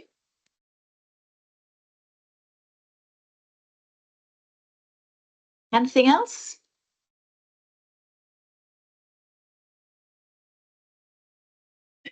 Chair, I think the only clear reason, and when you look at the policy that we're looking at in terms of the harm, is policy CP3 local plan part 1, which does expect houses developments of this site first and foremost to be providing on-site affordable housing. It does say unless off-site provision would better meet priority housing needs, but obviously the contentions of the members is that it doesn't. So I would suggest that's probably the only area that we've really been hearing from members that we could substantiate potentially the harm. And density, it's not about the numbers, it's where's the harm. If you're not thinking the density is high enough, where's the harm? But I wouldn't really recommend that we look at a sort of environmental reason in respect of context and design. I'm not sure that would be able, but members can choose to debate that area more should they wish. Councillor Langford-Smith. Thank you, Chair. It's more about the need for 2 and 3 bedroom dwellings within this sustainable location, as opposed to the 5, 6 that this application brings forward. We did hear from the officer chair that the mix is in accordance with our mix policy. So I think again, it's how are you substantiating the harm in that respect? It's more the fact that they're saying it meets the 7 2-bedroom dwellings, 29 3-bedroom and 12 4, but some of the 3 bedrooms have a study or a games room. So they are in fact not 3-bedroom dwellings, they're 4-bedroom dwellings. Well, unfortunately, we have to go on what they say. And I mean, most of us could use a dining room as a bedroom if we wanted to, or go up into the attic, or use the garage as a games room. I mean, what you call rooms, I know I agree, and it's difficult. Chair, yeah, the mix in terms of policy is fine with or without having a small study area, and developers are providing for the needs of people, which is having that additional space in those study areas. Because I was having a look earlier as well, so I was looking at the mix, and they do tend to be smaller and on the ground floor. So in my experience, trying to defend reasons for refusal like that are really impossible. So I really wouldn't recommend that we did do that, because it's too difficult to say what the harm is with maybe having a 2-bed with a study. Councillor Williams. Yes, no, if we're looking at what a planning inspector would likely sort of look at, I think policy CP3 is the only one that we could possibly eject to this on that would stand up to the scrutiny from a planning inspector. Chair, yes, we could look at the reason for refusal in that respect. I think that's fine. And we'd also have to be recommending or additional reasons for refusal in respect of the nutrients, and then also BNG, which are sort of fairly standard reasons for refusal, and anything else I'm missing. I think that's probably it. They make Yeah, and then that, yeah, well, we've been refusing a few things recently, actually. And the offsite contributions, in order to secure them, should this go to appeal, then we would want to make sure that a legal agreement could cover those matters that are already on our heads of terms. So we would just refuse it for failure to secure the mechanism in the absence of a legal agreement for that offsite infrastructure. So there would be that reason for refusal as well. So the lack of provision in providing the completed section 106, it may well be that during the life of the appeal, the applicant will secure a section 106 to provide the necessary infrastructure that we've talked about, and then those reasons for refusal will fall away. So I'd urge members that you also put in that at this current stage, there is a lack of a completed section 106, securing the infrastructure that Hampshire, as well as all the other components that the TRO, for example, it may well be that during the life of any appeal, the section 106 will be entered into, it will be completed, then those reasons for refusal shall not be pursued. Chair, just to conclude, we'd use the word of the policy in respect of a reason for refusal, and then normally request that's delegated back to yourself and myself. So it would just be that development fails to accord with policy CP3 with on-site provision of housing. Something simple. Okay, on that basis then, members, we take the vote again. So the recommendation now is to refuse this application for the reasons as set out by our officers and to be finally confirmed by myself and officers after this meeting. So can I see those in favour of that refusal, please? And those against? Right, so 2 against. 3, I think it was. Sorry? 3 against. 3 against. 3 against. Yeah. 3 against. Can we do it 6 for. again, please? Can I see those in favour of those reasons for refusal? 6. Sorry, can you do that again? 1, 2, 3, 4, 5. 5, sorry. Those against?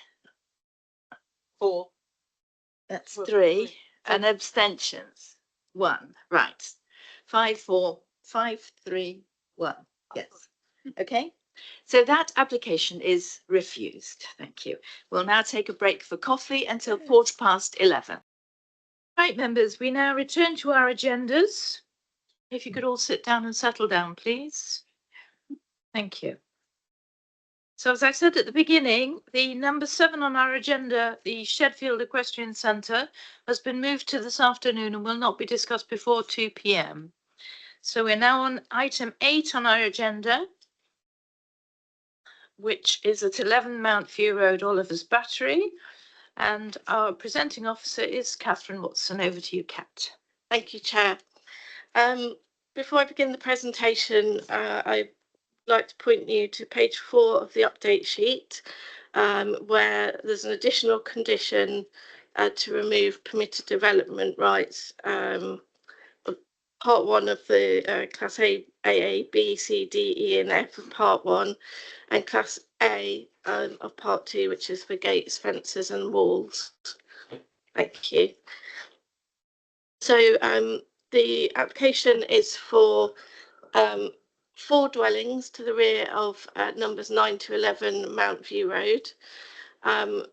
The site, the plan here is orientated with north to the top.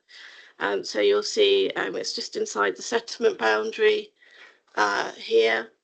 And then to the left, we've got is it better if I do it on the screen? Sorry, is it? You do it with the mouse, yeah. To the left, to the west is the golf course and footpath that you can walk through there. So here we've got the proposed location plan. So this is just showing the site in red and the position of the proposed dwellings. And then here we have the proposed site plan. So currently there's a replacement dwelling and a new dwelling at the top. If I just go back to the location plan, at the top of the site, just in here, that was part of a different planning application, and you'll see that the access runs along the north boundary. That access will be partly shared by the proposed dwellings. So this part at the top here, that's showing the access from the road. And then we can see where on the left here, there's a break. And then if we look at the lower picture, there's another break. So that's where it joins on to the access for the new dwellings.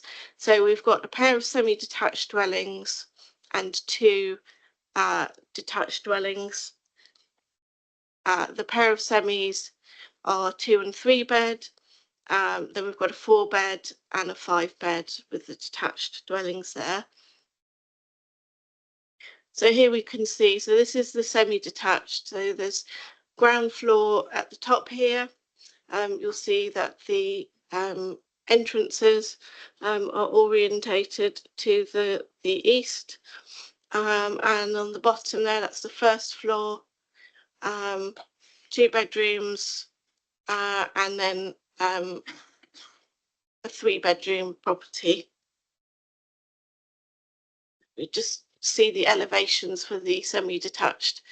So this, the east elevation is the front elevation that faces into the site, and then the rear elevation faces west towards the golf course and open space.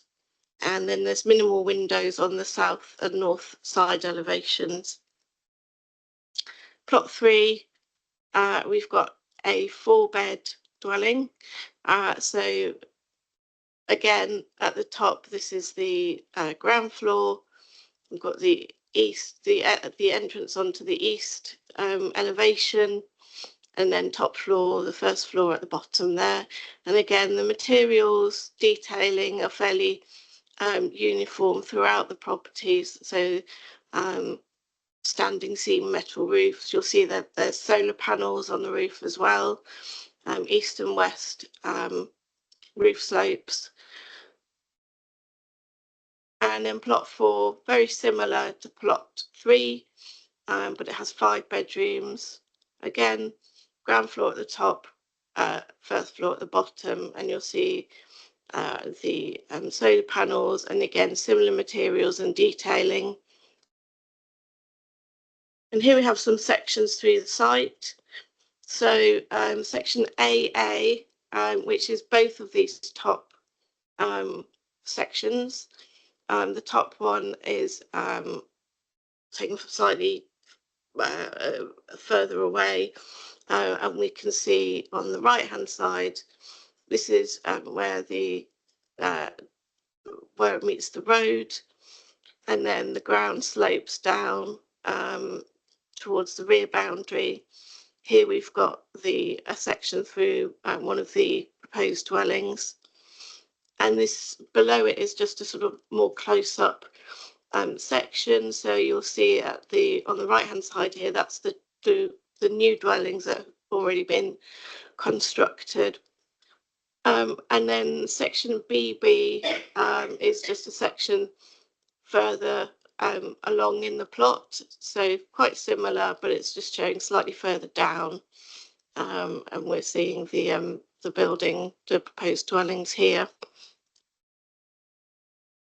And then we've got sections 1.1 and 2.2. So the top 2, this is looking from the golf course towards the rear of the properties, and you'll see the surrounding development sort of blocked out in grey. And then the bottom 2 are just taken a section through those properties, so slightly further into the site. And again, you can see the relationship sort of between this property, the new properties, and the existing properties. Was an indicative positioning. So here we have an aerial photo. So the site's in red, as you will see. We've got the open space to the west. This road is Mount View Road, and you'll see the access there. And then you've got the 2 dwellings that have already been constructed. And then the site here, you'll see, is quite overgrown at present. So here we have the site photos. So we're looking from Mount View Road towards the new buildings here, but also you will see the access here, which runs along the northern boundary and will be a shared access for all of those, for the existing and proposed dwellings. So that's taken from the east. Then from within the site, so the top one, we're looking from the south, and you'll see on the right there, those are the new dwellings that have been built, and the access track. And then the bottom, we're looking west.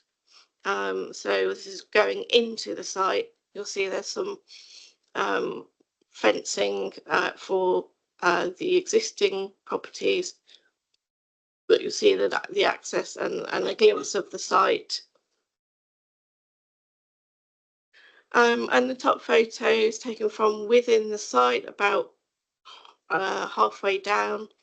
So looking from the west, and again, this is where the access will be, and then there'll be an area of hard standing for parking and turning. And again, we can see the new development there.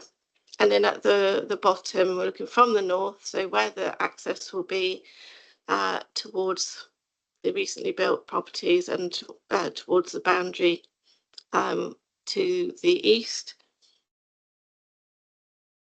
Sorry, south. And then here we have the top left picture, again looking from the west, but a bit further down in the site. So you'll see the access, the new dwellings already built. And then the bottom picture, looking west again towards the rear boundary. So we've got a shed in here and along here, and then just along here. Sorry, the cursor's not very responsive at the moment, but here is the rear boundary of the site. So again, top left, further into the plot, looking west towards the boundary, which is approximately here. And then bottom right, we're looking towards the northern boundary of the site. So that's the boundary here. And that concludes my presentation. Recommendation is to permit, subject to the conditions in the officer report and on the update sheet. And I'm happy to answer any questions. Thank you, Chair. Thank you, Catherine. We now turn to public speaking. And our first objectors are Dr. Arnold David Bull and Kenneth Lee. If you gentlemen would like to come forward. I assume you've decided between you how you're going to split up your 3 minutes between you, have you? Yes. And the microphones are switched on by just pressing the button on the base unit. And when you're ready, you will have up to 3 minutes between you. Thank you very much.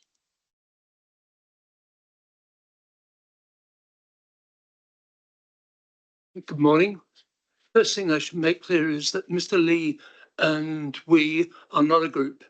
We've been squashed into 3 minutes in the last 2 days. Mr. Lee has his concerns, we have ours.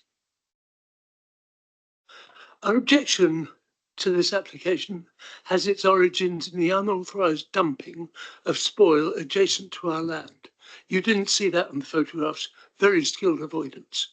And that was in connection with development at 11 Mount View Road, which dates from 2016. Spoil was dumped on site without authorisation and it has not been removed. It's still there. Our concerns have been outlined in the 2022 submission that you have. The application makes soothing statements about removing this spoil, implying establishment of pre-existing levels. However, The drawings and detailed text show elevated levels for the whole of our back garden, the critical part of the boundary. We are the southern boundary to the site, and that will use either old spoil or new. You were not able to see the detail in the cross section shown to you recently, but the proposal does not go down to pre-existing levels. It is elevated and overlooking our garden considerably. And then how that site is built up is explained on page 124 of the papers given to you. You might have missed that detail, but page 124 will show how sleepers and other measures are used to build up the site. Neither the planning department nor the applicant have engaged with us at any time during the 3 years since the application. Nothing. The applicant rightly undertakes to remove the unauthorised spoil, but then in effect goes on and does the opposite and reinstates spoil. I think Mr. Lee has a point to make as well, sir. Would you like to let him have a go? I think I've got just a little bit more just to say. If the committee is not going to reject the application as a whole, should require the application to revise its plans and provide clear drawings showing development based on the terrain being no higher than pre-existing levels, and then get building control to verify this. Mr. Lee? Can I have another 3 minutes? No, I'm afraid not, but I will give you another minute. But if you would just like to say what you want to say, Okay, please. yes. Thank you. My parents purchased the land for the house next door, number 15, in 1974 from Mr. Jarvis, father of and he installed the boundary fence. At the time, the level of the garden of mine and that were the same. With all the soil that's being dumped on there, at the moment, that is probably nearly 3 meters above the level of my garden now. And I was looking at the sections on these the website, on the planning website, and the sections that you showed there were not available. They'd been withdrawn. So I have only just seen those, and I'm absolutely shocked by the fact that the houses are going to be built even higher than that, which shows in the sections there. So the houses at the bottom, their gardens will be probably 3 meters, 4 meters above my garden, because they've raised the houses so much. So they can actually, I presume, remove the cost of building these foundations, and also to improve the views of the golf course, which may well be a building site for 1,000 houses. Thank you, Mr. Lee. Thank you. I think you've made your point. I think we know the area that we need to address with our officers and with the applicant. But thank you very much indeed for coming along today. We will see if we can find out what's going on with the levels. If you could switch your microphone off now. Yeah. Oh, members, do we have any questions of clarification? Councillor Cunningham. Thank you, Chair. Dr. Boole, did you report the dumping of the spoil to our enforcement department by any chance? Yes, I have made an application, but it's currently pending. When did you make the application? I first approached first of all, I approached the owners as a neighbourly thing to do in 2019 and asked about the situation. And the occupants of number 9, who are the parents of the occupant of number 11, said they gave permission for a temporary dumping of spoil, temporary, and it was to be removed. It wasn't removed, and so in 2022, I believe, I approached the council to try and get the situation moved on. But then this application came in and, in a sense, complicated the situation. Okay, so it's in hand, as you're saying. It's in progress. Whether it's in hand remains to be seen. Okay, thank you. Any further questions or clarification, members? No. If you could switch off your microphone, please, Mr. Lee. Thank you very much indeed for coming along. And if you'd like to return to your seats now, thank you. We now have the Parish Council representative, Rona Blundell. Good morning, Rona. And you also have up to 3 minutes when you're ready, and I think you know how to switch on the microphone. Thank you. Thank you. The Parish Council does acknowledge that adjustments have been made to address some of the initial objections to this. I'm sorry, I can't quite hear what you're saying. Could you just move the microphone a bit closer and just speak more clearly? Thank you. Okay. The Parish Council acknowledges that adjustments have been made to address some of the initial objections to this application. However, there remain some concerns regarding inadequate parking provision on this site for residents and their visitors. One major concern is the existence of a spoil heap, which has raised the ground level adjacent to number 10 and 15 Mount View by at least 3 metres. With regard to the land to the rear of 11 Mount View Road, the original planning statement stated in the course of construction, the development of number 11, some chalk soil has temporarily been placed on the site and is due to be removed. Therefore, the land will be restored to its former level as shown in the application. The resulting increase in ground level means the proposed dwellings will be built much higher than is appropriate, and as a result, the development will be overbearing and neighbouring properties will be overlooked. As is usually the case for these applications, the latest site plan is not clear on the subject of the height of proposed dwellings compared to that of nearby neighbours. A street scene would clearly demonstrate the earlier point. Furthermore, the proposal is an overdevelopment. 6432 of the Council's policy DM16 states proposal should not have an unacceptable adverse effect on neighbouring land or property. In fact, this can consist of overlooking properties, having an overbearing effect, and the location of windows as well as proximity to neighbouring land or property should be carefully considered to avoid this. Committee members will no doubt be aware of the number of objections to this application. Also aware that the Parish Council has requested that a site visit be arranged for the Planning Committee to enable the extent and impact of the raised ground to be seen and assessed before deciding on the application. It is disappointing that this does not appear to have happened. Surely this should be viewed as a matter of importance in terms of a valid planning decision and occur before any decision is made or ratified. In conclusion, should the committee be minded to approve this application, the Parish Council would urge them to impose a condition to ensure the land is reduced to its original base level across the entire sloping site as part of any decision. Thank you. Thank you very much. Members, do we have any questions of clarification for the Parish Council representative?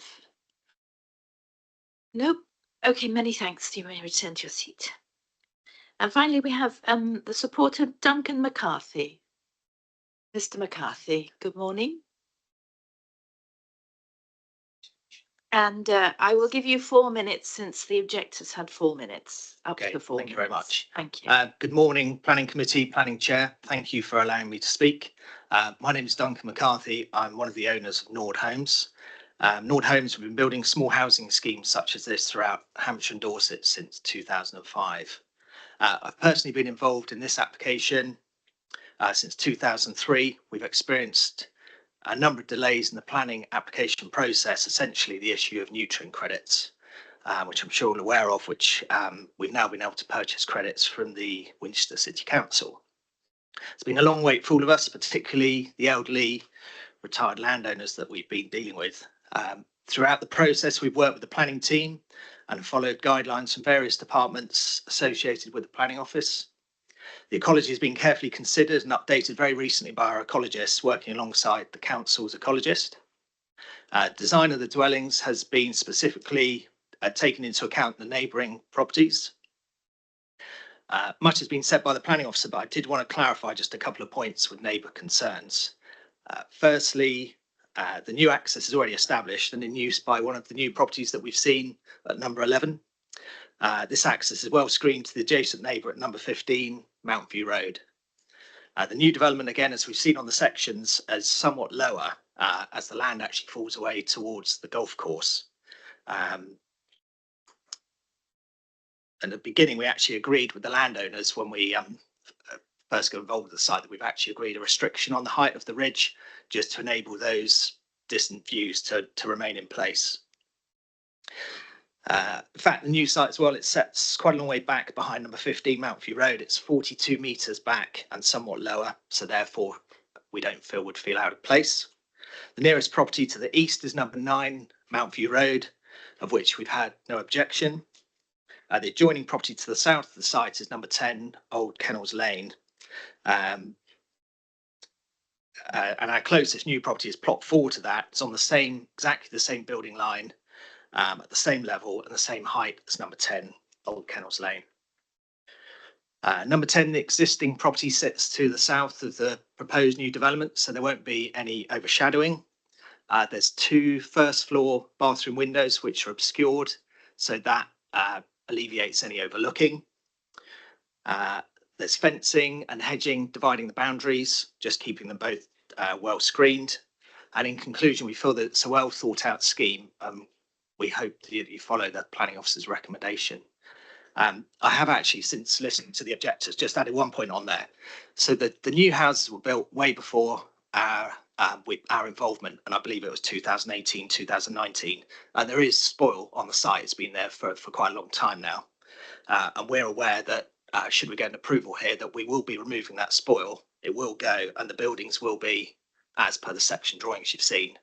I think there's even a clause, proposed clause in the conditions that finished floor levels are to be agreed before we commence. Thank you. Thank you. That was very clear. Members, do we have Councillor Cunningham, a question of clarification? Thank you. About the spoil, Mr. McCarthy. Yes. You say that you're prepared to remove it prior to the actual construction commencing. Is that correct? That's correct, yes. Do you give a guarantee to that effect, please? 100%, because we can't actually do our buildings.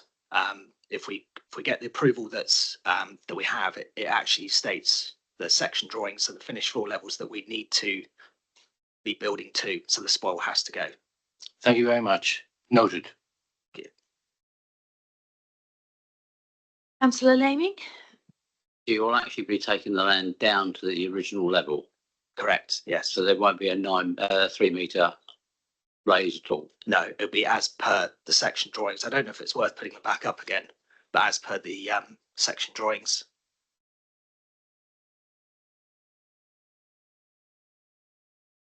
Thank you. Lovely. Well, if there are no more questions, thank you very much indeed. You may return to your seat. Thank you. So, Catherine, do you want to add anything following public contributions? Thank you. Thank you, Chair. Only just to point out that the section drawings have always been publicly available on our website, and they are currently available on our website. So just to, if there's any misunderstanding. And the section drawings show the land levels as they were before the spoil. That's right, yeah. Yeah, okay, thank you. Right, members, so we turn to questions on the report. If you'd like to give the page number, if that's relevant. Questions to our officer on the report, please. Councillor Aaron. Thank you, Chair. Just to be absolutely clear about this house will be on the same level as the neighbouring houses that we've heard from this morning. Thank you, Chair. The levels will be reduced back down to how they originally were before the spoil from the previous development was placed there. So and that's shown in the sections, and that's what my assessment is based upon in terms of neighbour impact and so on. It's based on those levels coming back down to how they were before the spoil was in place. Councillor Laming. Are we conforming to our normal parking strategy on these?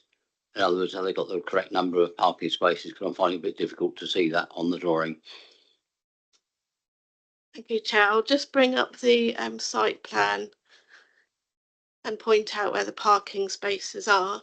So we've got the yellow coloured boxes here.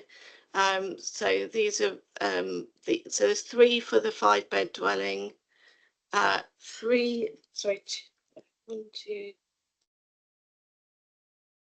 the 4-bed dwelling, and then we've got one of the spaces for plot 2 is just in here, and then we've got another space for plot 2 here, And then plot 1, we've got 2 spaces just in here. It's also in a sustainable location in terms of access to public transport and so on, cycling routes and so on. So the assessment was that the parking that's been proposed is it is sufficient, and also there's turning space for larger vehicles to turn and manoeuvre within the site and leave in a forwards gear. Thank you. What about visitors? Because Mountain View Road is a very narrow road and parking is quite an issue on that area. So we need to be aware of that, because there's no reasonable bus service on Oliver's Battery whatsoever. You're getting 3 buses on 2 days a week, which doesn't mean it's a sustainable location. Thank you, Chair. The number 5 bus stops on Romsey Road are probably about 5-10 minute walk away, and that I believe that goes every 15 to 20 minutes. Also, as I say, cycling, it's a good, there's the cycle routes in place. So based on that basis, then it would be considered to be a sustainable location. But as I say, the parking on site, people will want to park 2 or 3 cars per property, and that is sufficient for the quantum of development. Yeah, but for people with these are family homes, so you're expecting people to have pushchairs and that, and it's not a simple walkway into the number 5 bus stop, because you've got a private road which you need to climb through the barriers to get to, or you've got to go round past the shops and down that way. So it's not an easy location. It's not as sustainable as people make out.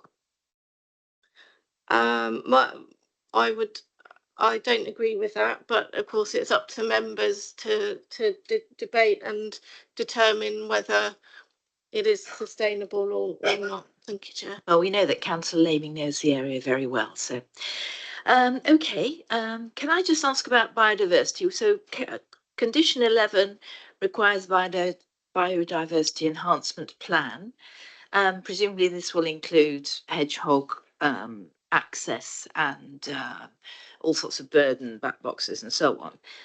But it's not actually, this application came in before biodiversity net gain, didn't it? So that doesn't apply here. That's right. But condition 11, we can be, quite flexible in terms of the type of enhancement that is included, and those details will be submitted and reviewed by our ecologist. I think it would be a good site for sort of swift boxes and things, overlooking the golf course. Absolutely, yeah. Thank you. Councillor Laming again. Thank you, Chair. With the sustainability levels on this you're talking about, are we going to insist on level 5 on this for sustainability? Because we need to sort of tighten up our environmental standards. I know that this is an area of contention but people like Reading Council managed to get 0 carbon houses in without any problems. So I would like to see level 5 put in. Thank you, Chair. I don't think we can insist upon level 5 at this point in time. I know the emerging local plan has different requirements for energy and water, but we have to abide by the local plan and the relevant standards today, effectively. So, but conditions 13 and 14 will require information to be submitted, as they usually do, to make sure that the highest level of energy efficiency that we can reasonably request is adhered to. Thank you, Chair. Thank you. So if there are no more questions, members, we move to debate. Councillor Williams. Thank you, Chair. Just turning first to the objectors and the parish council comments, I think we can be reassured that the elevations are conditioned under condition 2. And with the sort of promise from the developer that the spoil will be removed, I think we can be confident that the level will be at its original depth, and is conditioned. So if it isn't, that can be enforced. I do think, although Councillor Laming said it's not in a sustainable location, I think certainly in comparison to many areas in our district, it is in a sustainable location for transport. I do have concerns, obviously, about sort of potential overdevelopment of this site. I think it really is pushing it to the very limit. So welcome the permitted development rights removal. So I'll be supporting this application. Councillor Laming.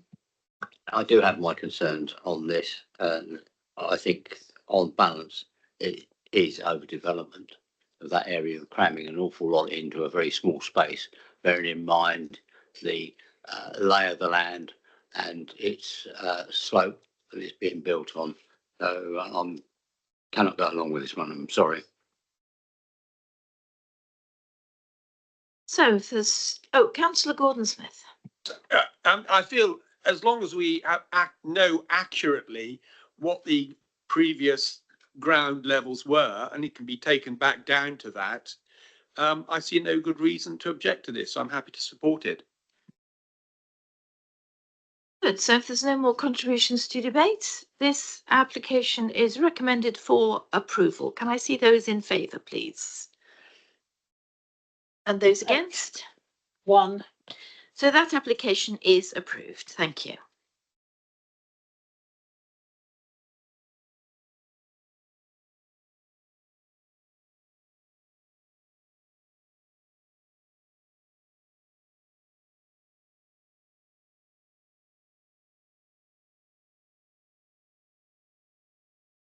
Maybe it's just that, yeah.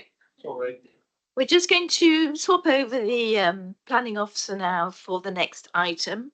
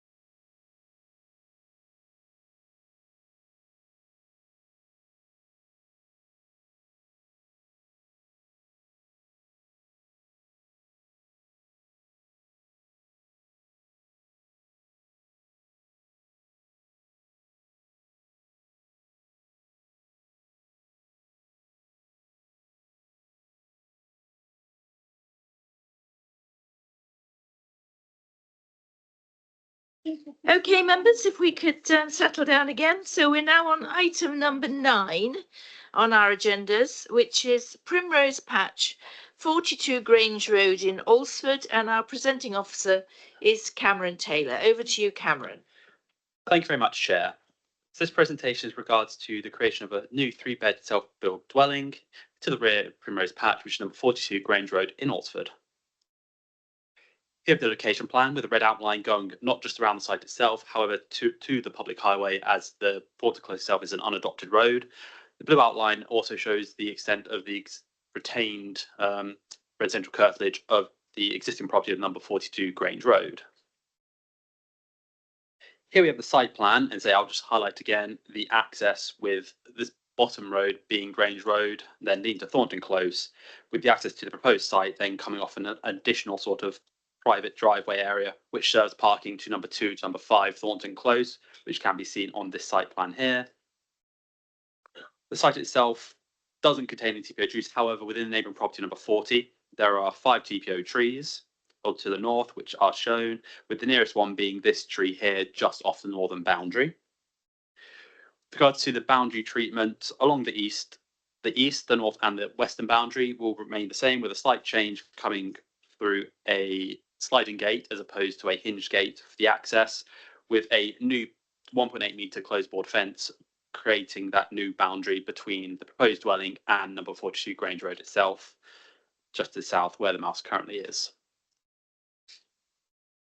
Next, we have an aerial photograph with the site marked by the yellow triangle, and where the mouse is the existing dwelling number 42, and this section here just to the north of the yellow triangle is that section of dense vegetation, which, as it includes 5 TPO trees itself, with the access as again coming off Thornton Close down this private access leading to parking to the block of dwellings just to the north of the mouse.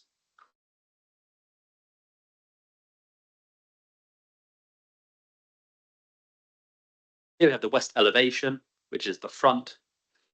The first floor windows both serve bedrooms. The right hand one serving bedroom 1, and the dormer window on the left serving bedroom 2. The ground floor right window serves the living kitchen area, and the left hand window serves a study / snug as shown on the plans. Next, we have the west section plan drawing, with the dwelling on the right hand side of that plan being 42 Grange Road itself, which we can just see the levels change from the dwelling itself to the proposed dwelling, and then it shallows out to a very, still dropping a little bit towards Thornton Close itself, again showing the levels between the proposed site, number 40, and then Thornton Close. Here are a photo which look towards the western boundary and the access. I've just included in the bottom short shows the site plan with just a marrow to sort of just help orientate in which direction which photos were taken. They say there is an existing access to the site already, which the current applicants use, they say, to park their RV. There are some additional photos. With the left-hand one, we can sort of just see sort of what the extent of the starting of the car park for number 2 to 5 Thornton Close, again with the closed board fence and existing access. With on the left-hand drawing where the conservatory is, that's number 42 Grange Road, and then the additional dwelling just to the left there where the mouse is, that's number 40. And the right-hand photo is just taken on Thornton Close itself to just give a better understanding of that access and leading up towards the site. I've also included a street view to sort of give a better understanding of the access from Thornton Close with regards to number 2 to 5 Thornton Close, which is the dwellings on the right-hand side. Again, I'll point out the existing dwelling in number 42 is there and centered in the photo. There were photos from within the site itself towards the western boundary, with the RV, let's say, being located where that current access is, with everything sort of within the photo to be removed to allow for the creation of the dwelling, and which we can see in all photos, centrally in the top left, still centrally in the top right. Then the left-hand, in the bottom left-hand photo on the left side, we can see those dwellings number 2, number 5 Thornton Close. Here we have the east rear elevation, where I'll note the dormer window serves a ensuite to bedroom 1, which is noted to be obscure glazed. The 2 lower roof lights on the right-hand side serve the ensuite to bedroom 2, and the higher up central roof lights serve the landing to the first floor. The bottom left-hand double doors serve the living room and kitchen area, and the bottom right-hand window and door serve the 3rd bedroom, which is on the ground floor. Here we have photos looking towards the eastern boundary, where I'll just note the number 40 in the top right, and then in the bottom left-hand photo, we can see the relationship between number 42 and number 42 and number 40 Grange Road. Here we have photos from within the site of number 40 Grange Road itself, where I'll point out to help for reference where we see its conservatory in the top left-hand photo. That is off number 42, with numbers 2 to 5 Thornton Close being visible just in the background of all the photos, with the proposed dwelling being situated sort of roughly where the mouse is within the photo, where the mouse is on the slide. And I'll just point out this large tree here is that which is TPO'd nearest to the site. Here we have the north side elevation, which looks on towards it does look into the property of number 42 Grange Road. However, the first floor window is obscure glaze and serves what is noted as a dressing room for the second bedroom. The ground floor windows, which are the smaller two, both serve bathrooms with a utility door, and then the full height glazing serves the study / snug on the ground floor. Then the top left is that from within the site looking towards the northern boundary, and then the top right and bottom left are both taken from within number 40 Grange Road itself, looking towards the shared boundary along the north, where we see the closed board fence, which is proposed to be retained. And in the bottom left, I would also just point out that is the tree which is under the TPO, which is nearest to the boundary. Then we just have some additional photos to give some further context to that area, which is in number 40's curtilage, with the left-hand one looking more towards the west, with the northern boundary sharing with the site where the mouse currently is. And then the right-hand photo looking more towards the site directly.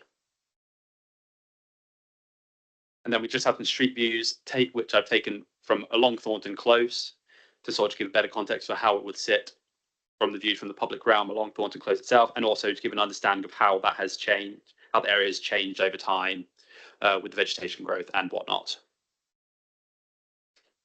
Next, we have the south side elevation. The first floor window is within bedroom 1. However, that one is within condition to be obscure glazed. The downstairs windows on the ground floor, all these within the 2-story section of the dwelling, serve the living kitchen area. And then within the single-story element, that one then serves again the third bedroom, which is on the ground floor. And then we just have some further south section plan drawings, where we see a very shallow increase from west to east. And then it does get a slightly bit more taller into the topographical terms towards Thornton Close, further to the east. And here we have photos looking out of the site to the south. Within the top left-hand photo, I'll just point out where the mouse is, that is number 40. Centrally is number 42, followed by number 40 Grange Road on the left-hand side. And here we have the proposed ground floor plans, and just help for orientation, the bottom of the plan where the mouse currently is, that is the front elevation, which is the west elevation. This will be the south. This one is the east and the north. Then with the proposed first floor drawings, and again, I'll just help orientate. So let's say the bottom of it, again, that is the west elevation, which is the front. South elevation, which will be looking towards, which will be facing number 42 Grange Road. The east, which will be facing towards the curtilage of number 40. And then the north, which is towards number 40 again. However, that's towards the TPO area, the very densely vegetated area where the TPOs are. And I've taken this crop from the site plan to just give an understanding of how the proposed roof plan will look for the proposed dwelling. That concludes my presentation, with the officer recommendation being for approval. Thank you. Thank you very much, Cameron. We now turn to public speaking, and the only public speaker we have is Stephen Hurrell, who is the applicant, I believe. Good morning. No? Yes, just. You have up to 3 minutes, and the timer will start when you start speaking. If you'd like to switch on your microphone on the base there, that's it. Thank you. Morning, Chair members. Thank you for the opportunity to speak on behalf of my client and the applicant for this single self-build dwelling.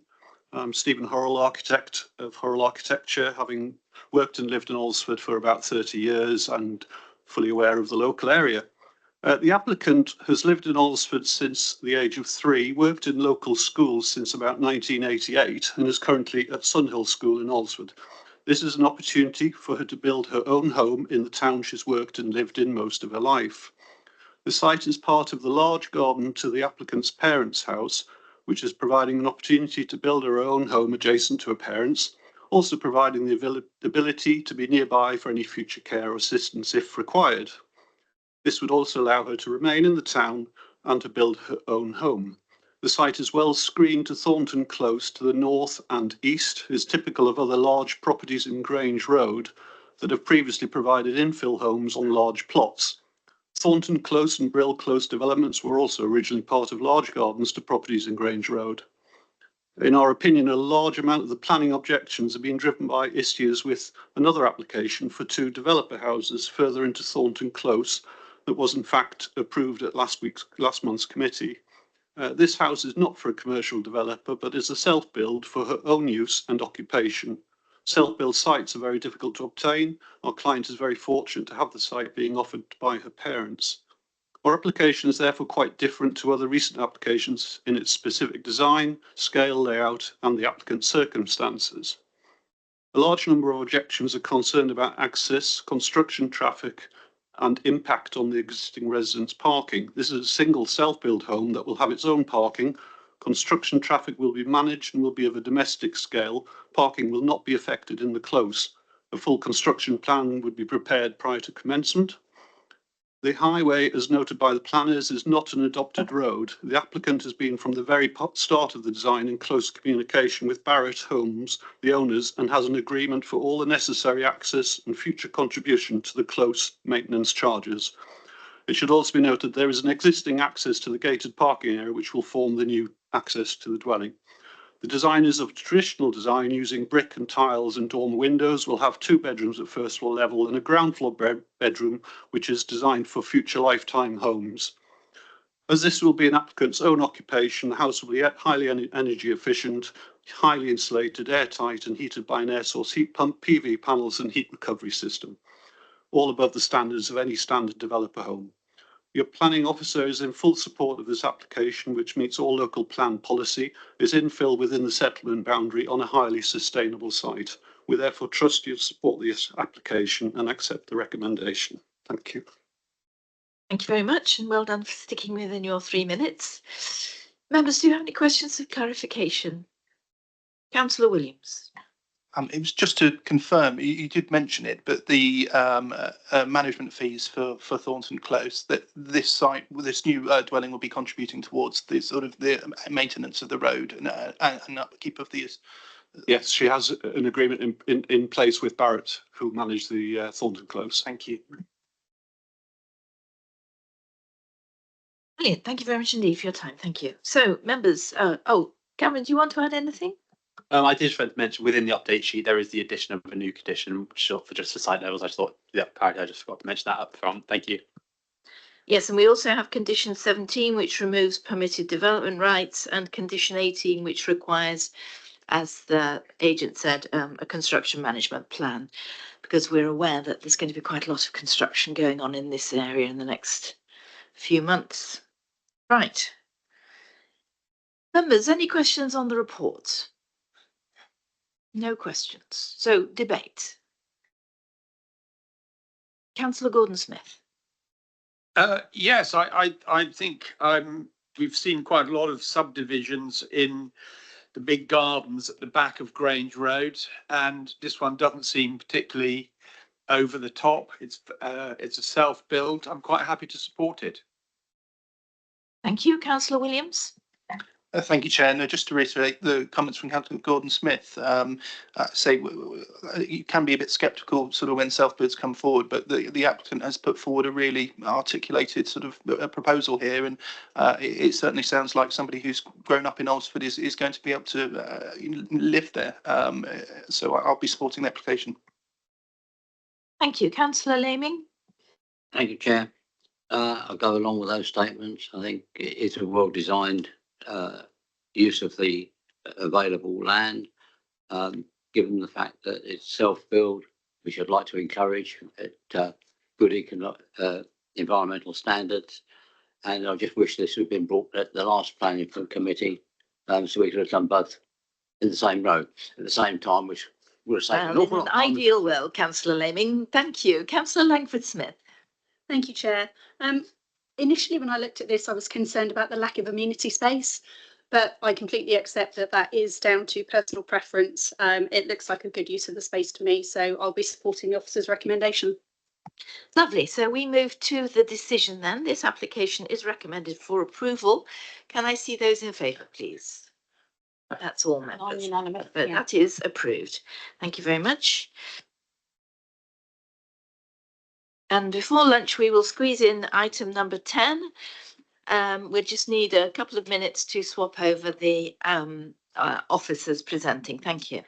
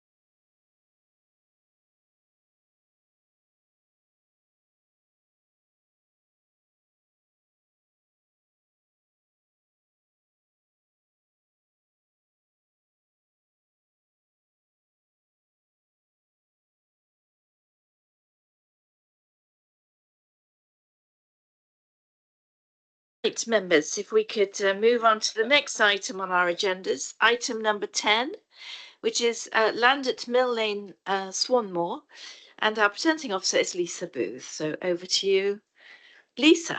Thank you.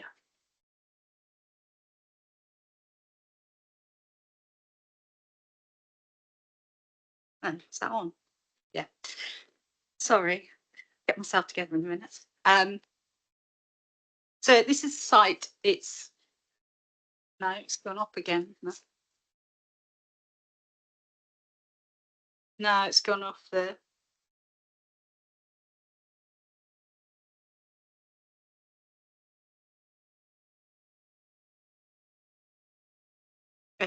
Sorry, this site is located along Mill Lane in Soberton Heath, which is dead end road accessed from Heath Road, which is along here. And the site consists of an undulating field, which is currently used for the keeping of horses and has an existing access from Mill Lane. There are also 2 mobile field shelters on the site. If I just go down the aerial map.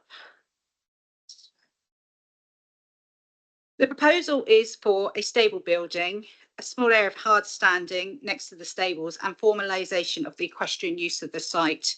The proposal is for private use and for the applicant's daughter.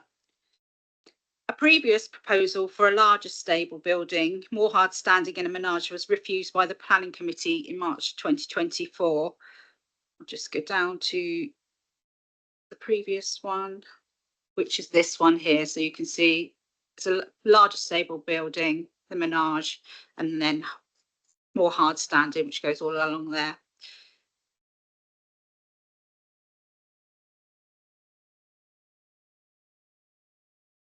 The decision, this decision was then appealed, and the planning inspector dismissed the appeal due to the menage in combination with the hard standing and barn would harm the character and appearance of the area.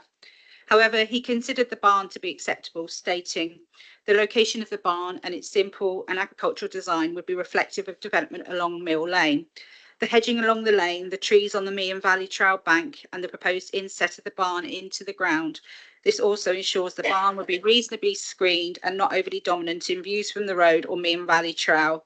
Accordingly, this element of the proposal would not be harmful to the overall character and appearance of the area. After that, the applicant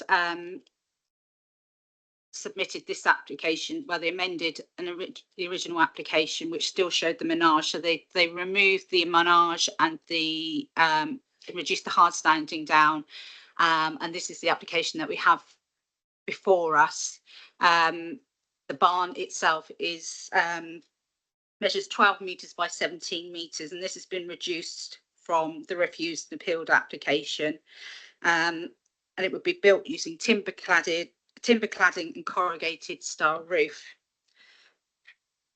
You can see the building here. The area of permeable hard standing of compacted scalpings has been significantly reduced as well, and includes the existing access and a small area next to the stable building. This will have a similar visual appearance to the existing. The menage has been omitted in its entirety. The Meon Valley Trail runs along a very dense tree line, disused railway line, which you can see here. It's at a much lower level than the site, and it's not considered that there will be any significant impact to users of that trail. The boundary to Mill Lane is dense hedgerow. The stable building will be situated at the lowest point of the land. Show you some photographs.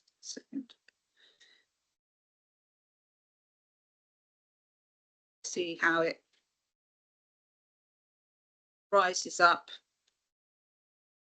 This is from the access.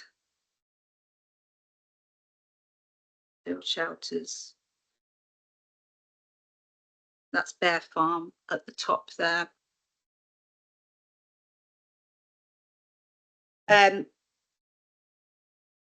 Due to level differences, the building will be cut into the ground and a 1 metre retaining wall will be built to the southeast of the stable building. Views from outside the building, outside the site, will be minimal, with Bear Farm to the southwest, the dwelling I showed you before, which is just where that red cursor is, having views over the site. However, due to the distance from and the lay of the land, it's not considered that the building would be unduly prominent in views from this property. In fact, the much larger barn that you can see there on the opposite side of the road would dominate the view from the highest point of the land. There have been many comments regarding the future intensification of this site. However, this is not a planning consideration relevant or part of this application. If any future need were to arise, then this will be judged on its own merit. The principle of equestrian development in the countryside is supported by policy SD24, South Downs Local Plan. The design, layout and materials are considered to be typical for this type of building. A further 14 trees and additional hedgerow will be planted, further enhancing the biodiversity and landscape of the site. It is considered that the proposal is in accordance with policies SD5 and SD24 and overcomes the planning inspector's comments in the dismissed appeal. Therefore, the proposal is recommended for approval in accordance with the conditions as set out in the report. Thank you, Chairman. Thank you very much, Lisa. So we now turn to public speaking, and our first speakers are the objectors, Tony Phillips-Mundy and Richard Ward. Good afternoon. If you'd like to come forward. Here we go. Yes, indeed. So you know the routine. You have up to 3 minutes between you. Thank you. Thank you. Thank you very much. I'd just like to start by saying that we're here representing ourselves, obviously, but actually we're kind of a community in Soberton Heath there, and we're representing all of the people, about 20 dwellings really on the southern edge of this development. As you well know, we were here this time last year, and although the plans have been slightly amended from those that were proposed last year, I'd just like to point out that it was a unanimous decision to throw this out last year. I think it was 9-0 with 1 abstention. And like I say, this is in no way the slight change to the plans in no way detract from the fears of the local community again. The removal of the menage doesn't really, there's still equestrian activity can still take place on the land, and actually, I think what the plans show on the red outline was the initial barn area, which was submitted maybe 4 or 5 years ago, and not the ones from last year. The barn that's shown on the plans now is pretty much exactly as the barn was last year. It's not been made any smaller at all. Like I said, the three reasons it was kicked out last time was that it was not for the benefit of the South Downs National Park as a whole, the potential for commercial use, and also the scope creep. And this has not been addressed.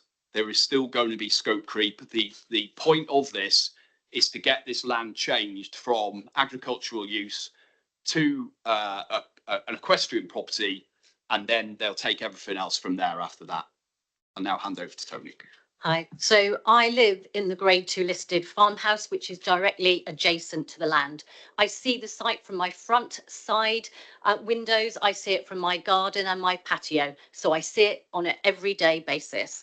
Now, aside from everybody's objections, and we're not going to go through those now, I think what our concerns are on what will happen if this has a change of use to equestrian. And that's based on our reasonable assumptions of what's happened so far. So far, since this is agricultural land, there's 4 paddocks, 8 horses on site, 2 large field shelters. The entrance field has already been widened. There's high level gates installed. Riding lessons are on site, horse training on site. A caravan has been in situ since the 29th of March to date. Vehicles are left on site, and with or without the menage, our concerns are that this will be a commercial entity. The applicant already has a commercial entity, and we have complete concerns that this will continue. And that's all I would like to say. Thank you very much. Thank you for sticking within your 3 minutes. Thank you. Members, questions of clarification, please. Do you have any evidence of commercial use of the site currently? I've seen them riding horses with an instructor. I was on my land, I was walking my dog, and the instructor asked me to make sure that my dog was controlled because she was conducting a lesson. I've also seen horses being trained around as you would have in a menage. So whether you have a menage or not, I've seen the training happening. Okay, thank you. Members, other questions to our objectors? No. Okay, thank you very much indeed. Thank you. You're very clear. Thank you. Now we have Councillor Lee, the ward councillor. If you'd like to come forward, Councillor Lee. Good afternoon. And you have up to 5 minutes, Councillor Lee, when you're ready. Thank you. Thank you, Chair, and good day to the committee. And I just want to reinforce what my residents have said. I'm not going to repeat those. I'm going to take a slightly different approach in my objections, and also to reinforce Surbiton Parish Council's objections. First, I'd like just to characterise in my own words the situation. So this revised equestrian proposal site within the South Downs National Park is in a protected landscape, flanked by hedgerows, 28 metres from the Meon Valley Trail, fringed by part of Woodland Priority Habitat Network and some ancient woodlands, and approximately 200 metres from the River Meon, a sensitive riparian corridor and chalk stream, and arguably warrants a site of scientific interest designation, which was discussed by this Winchester City Council on the 17th of January this year. We wait to see what Natural England will do to fix the lack of protections in that respect. The Meon Valley Trail provides car-free and tranquil nature-based access to the national park and is a vital ecological and community asset. Since the last application, the 2024 National Planning Policy Framework has been updated to reflect the Levelling Up Act, Regeneration Act 2023, replacing the previous duty to merely have regard for protected landscapes with a legal obligation to actively further the national park's purposes, that is to conserve and enhance the landscape.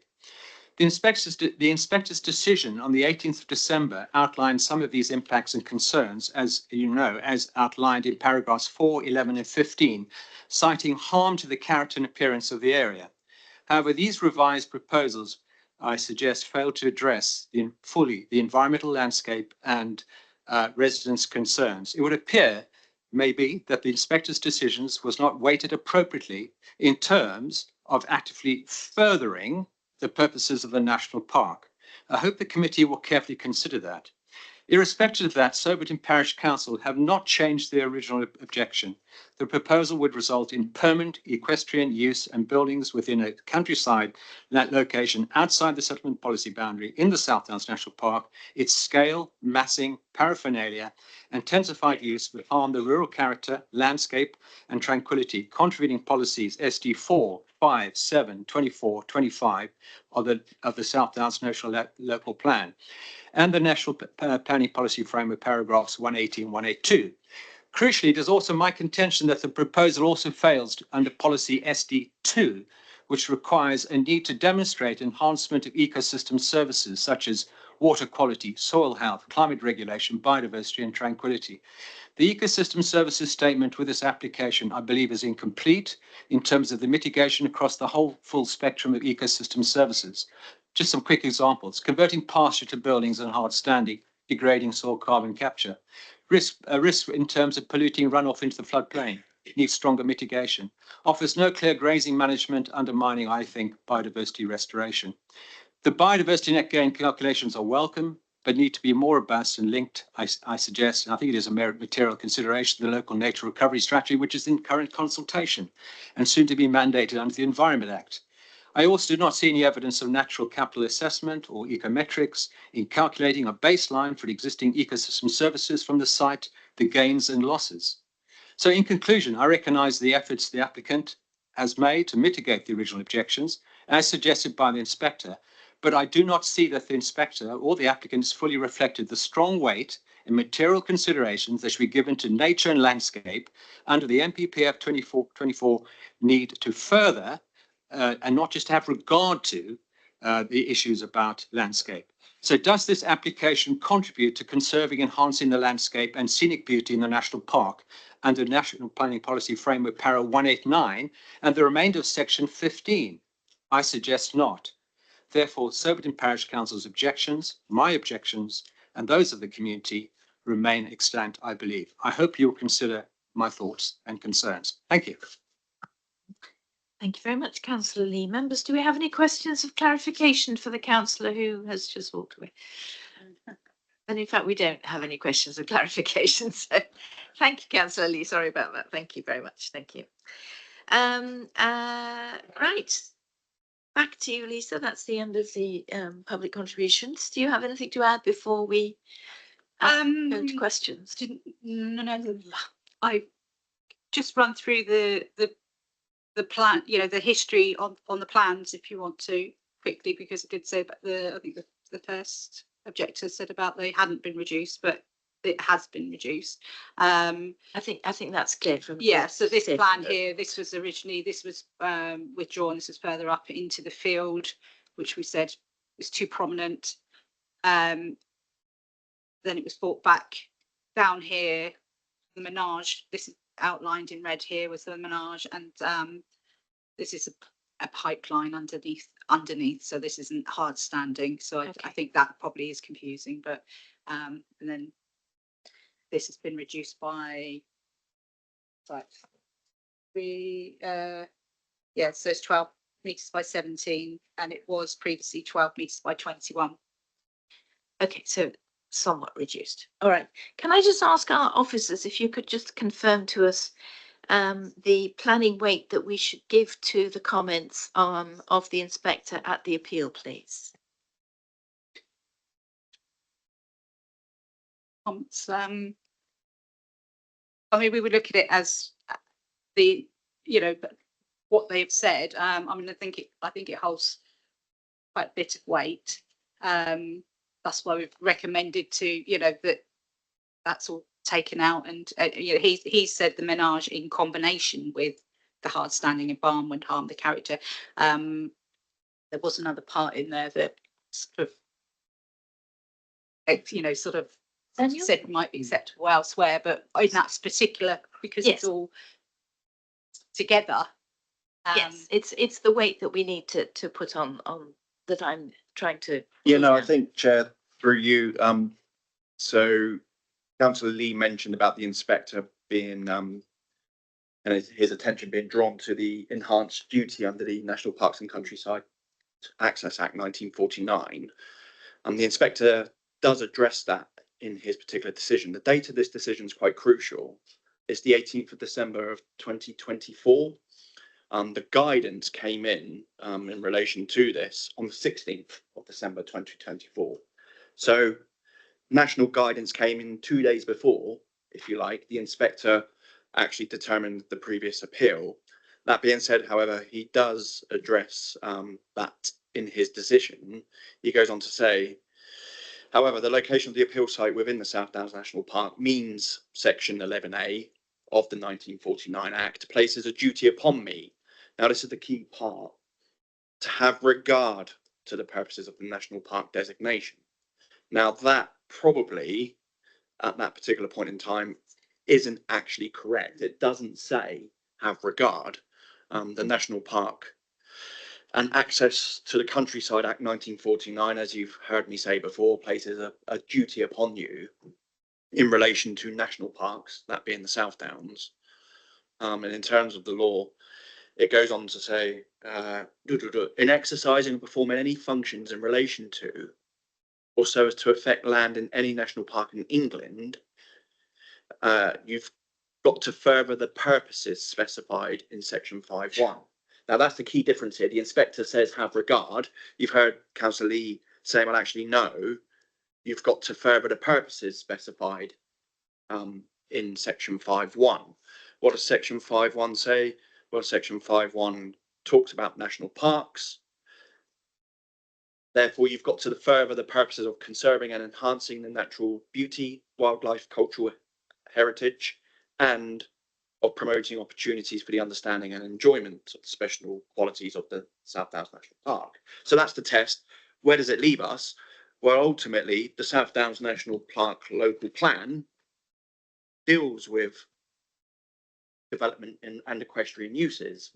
So in implying the South Downs National Park local plan, you actually are furthering the purposes of the park, because this is for the protection of and the promotion of development in the park. So by applying the park's policies, it could be said you are furthering the purposes.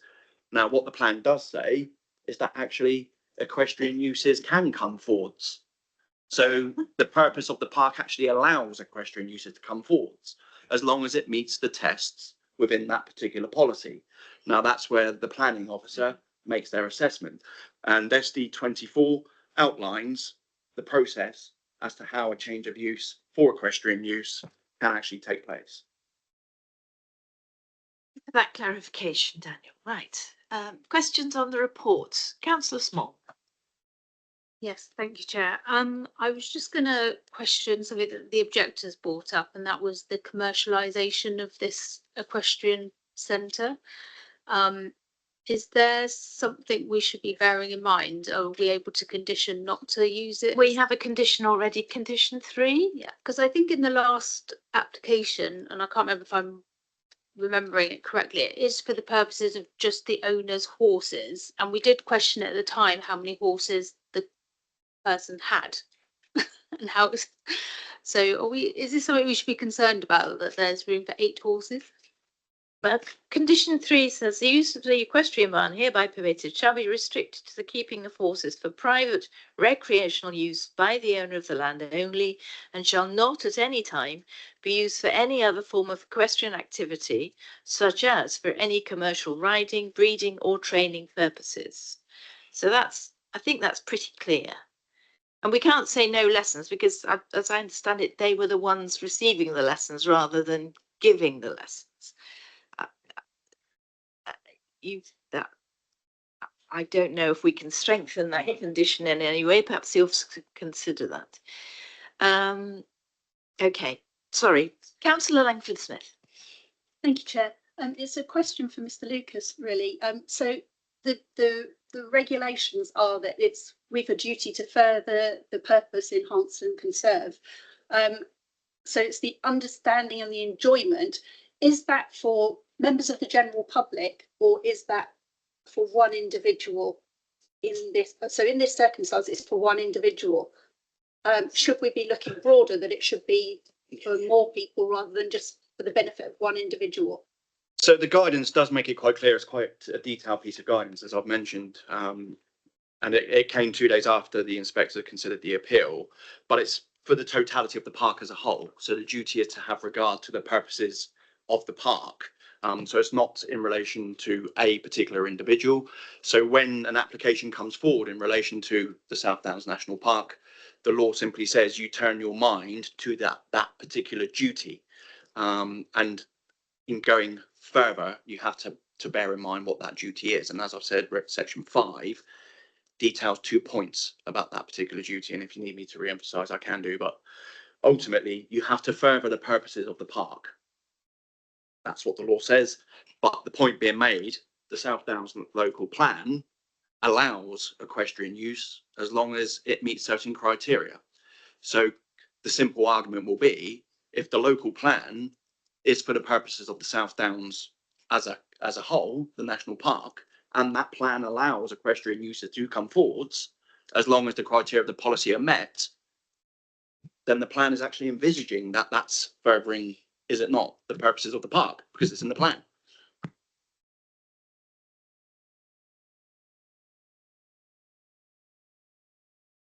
Councillor Cunningham.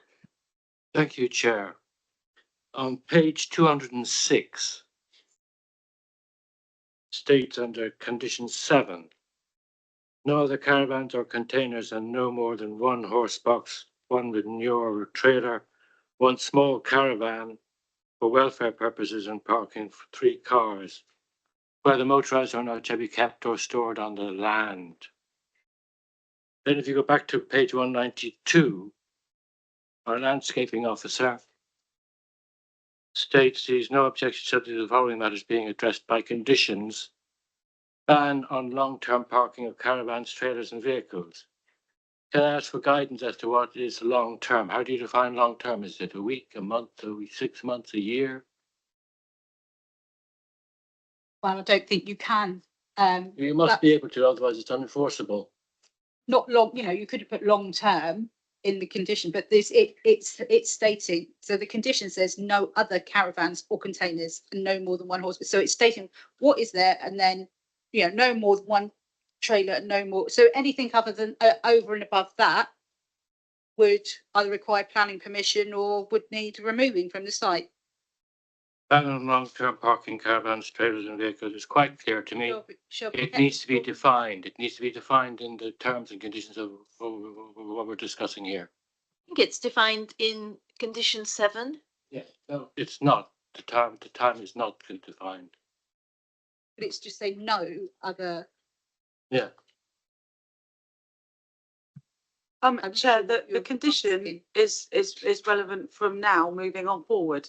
So that is long term. It's forever really, because they can't do any of these things at all without further approval from us. So that's a long term framework. So what are we saying then? We are saying that they can't have anything on the site other than the stable that we're approving or not today, one manure trailer, one small caravan for welfare purposes and parking for 3 cars. And that's it. So if there's any more than any of that at any one time on the site, that is outside the conditions, and therefore we can enforce against it and it can be removed. Okay, I'll accept that then. Good, thank you. Any more questions for our officer? Councillor Langford-Smith. Thank you, Chair. I note on page 209 that Portsmouth Water have 2 strategic water mains with easements, but I can't see anything in the conditions relating to that. Are we planning for conditioning? No, it's underground. They haven't objected to it. There's only a small area here. That's why there's the informative on there. So that's all required. They haven't requested any conditions, so. Councillor Small. So many metres away. Sorry, I might just be being really stupid here, but I hadn't picked up on the caravan before, but does this, for welfare purposes, does this mean somebody can stay overnight on site in the caravan? No. It just means that they could go and have a sit, and if it's raining, or have a cup of tea, or go to the loo. Yeah. Should we be conditioning that nobody could stay overnight in there? It's fine. How are we going to go to the caravan?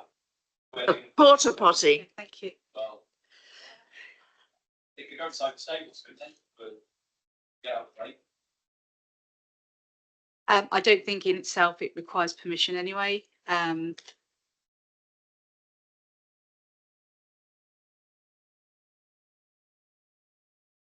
Members, if members of the public could refrain from calling out, that would be very helpful. Are there any more questions on the report, please, members?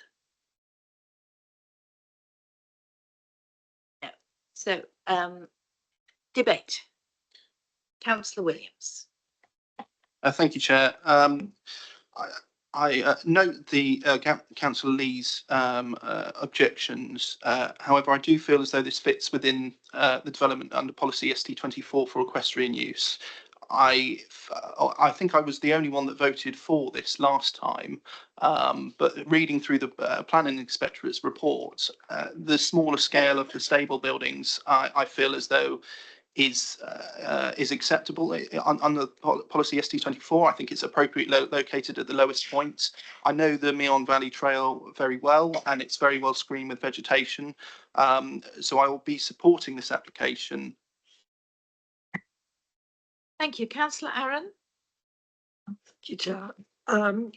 Yes, I will be supporting it too. I think this thing about equestrian use is vital to this application. That when I go to the country, I am a town dweller, I have to admit. I do expect to see horses and all the things they need to support the horses around, and it's a perfectly appropriate use of the countryside, and the horses actually enhance the experience for people in the national park. So I don't see any reason, given I think there's quite major reductions in the application since the last time. So I therefore don't see any reason to object to this. Thank you. Thank you very much. Councillor Gordon-Smith. Thank you. I think we'd be hard put to argue about the barn now it's been reduced in size, and the planning inspector has said, that they wouldn't raise, and they would, if it went to appeal, they wouldn't find much cause to argue about. But I think the issue I have is all the clutter that you end up around with equestrian purposes. Old horse boxes parked, old this, that, and the other, containers, and also the damage that's done because people who look after horses, for example, do not know how to look after hedges in the way that farmers used to do. And so you do get quite a degrading of the landscape. And as we know, there's not much control over whether it is commercial or isn't commercial, and there seems to be a slight argument over that at the moment. But I think the problem is, again, with the planning, that we don't really have much meat on the bone to argue about, given that it's already been to appeal and turned down, apart from this issue about the barn. Thank you. Councillor Langford-Smith. Thank you, Chair. I do find that if we're to enhance and conserve the national park purposes, I find equestrian contrary to that. But quite clearly, Mr. Lucas has explained that is in the South Downs National Park as a policy to encourage such use. So whilst I personally find them at odds with each other, I'm struggling with this one. Yes, in debate, perhaps if I could just point out, we do have quite a lot of conditions that go with this. application, I'm sure it will end up with a much tidier site. So, you know, the condition that I read out about caravans and stuff, all that's very restrictive. We have a condition restricting it for personal use only, no commercial activities at all. The materials have got to be checked. There's going to be no flood lighting. Any external lighting's got to be submitted and approved by the council. And obviously, you know, we're going to be taking consideration of the Dark Sky Reserve. A manure waste management plan is required. There is, as I say, the restriction on peripheral stuff is quite clear. There's restrictions on disposal of foul and surface water. There's restrictions on drainage. There's restrictions on what's this? Oh, there's an ecology appraisal. There's quite a lot of planting that's going to be included as part of a landscaping plan. So a biodiversity game plan required. So, and a habitat management and monitoring plan. So I mean, you know, I think our officers have done as much as we possibly can to not only restrict, but enhance the site, restrict the development on the site, but to enhance the ecology and the look of the site as well as all the other conditions that are quite restrictive on the use and the number of horses. The number of horses is restricted and so on. So I think given all of those conditions and the work that's been done and the comments of the inspector at the appeal, I am content to support this recommendation. So if there's no more debate, we go to the decision.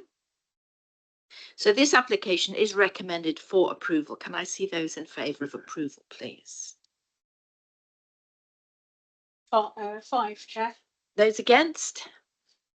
3, Chair. 4. I think that was 4. Was it 4? Again, Chair. I can't see right. Because we don't have Councillor White, do we? Yeah. So we are 8 members. So can I see those in favour of approving this application? 4. Those against? 4. Yeah. So, and I will cast my chairman's casting vote in favour of the application. So this application is approved. And we will return at 2 p.m. for after lunch. Thank you.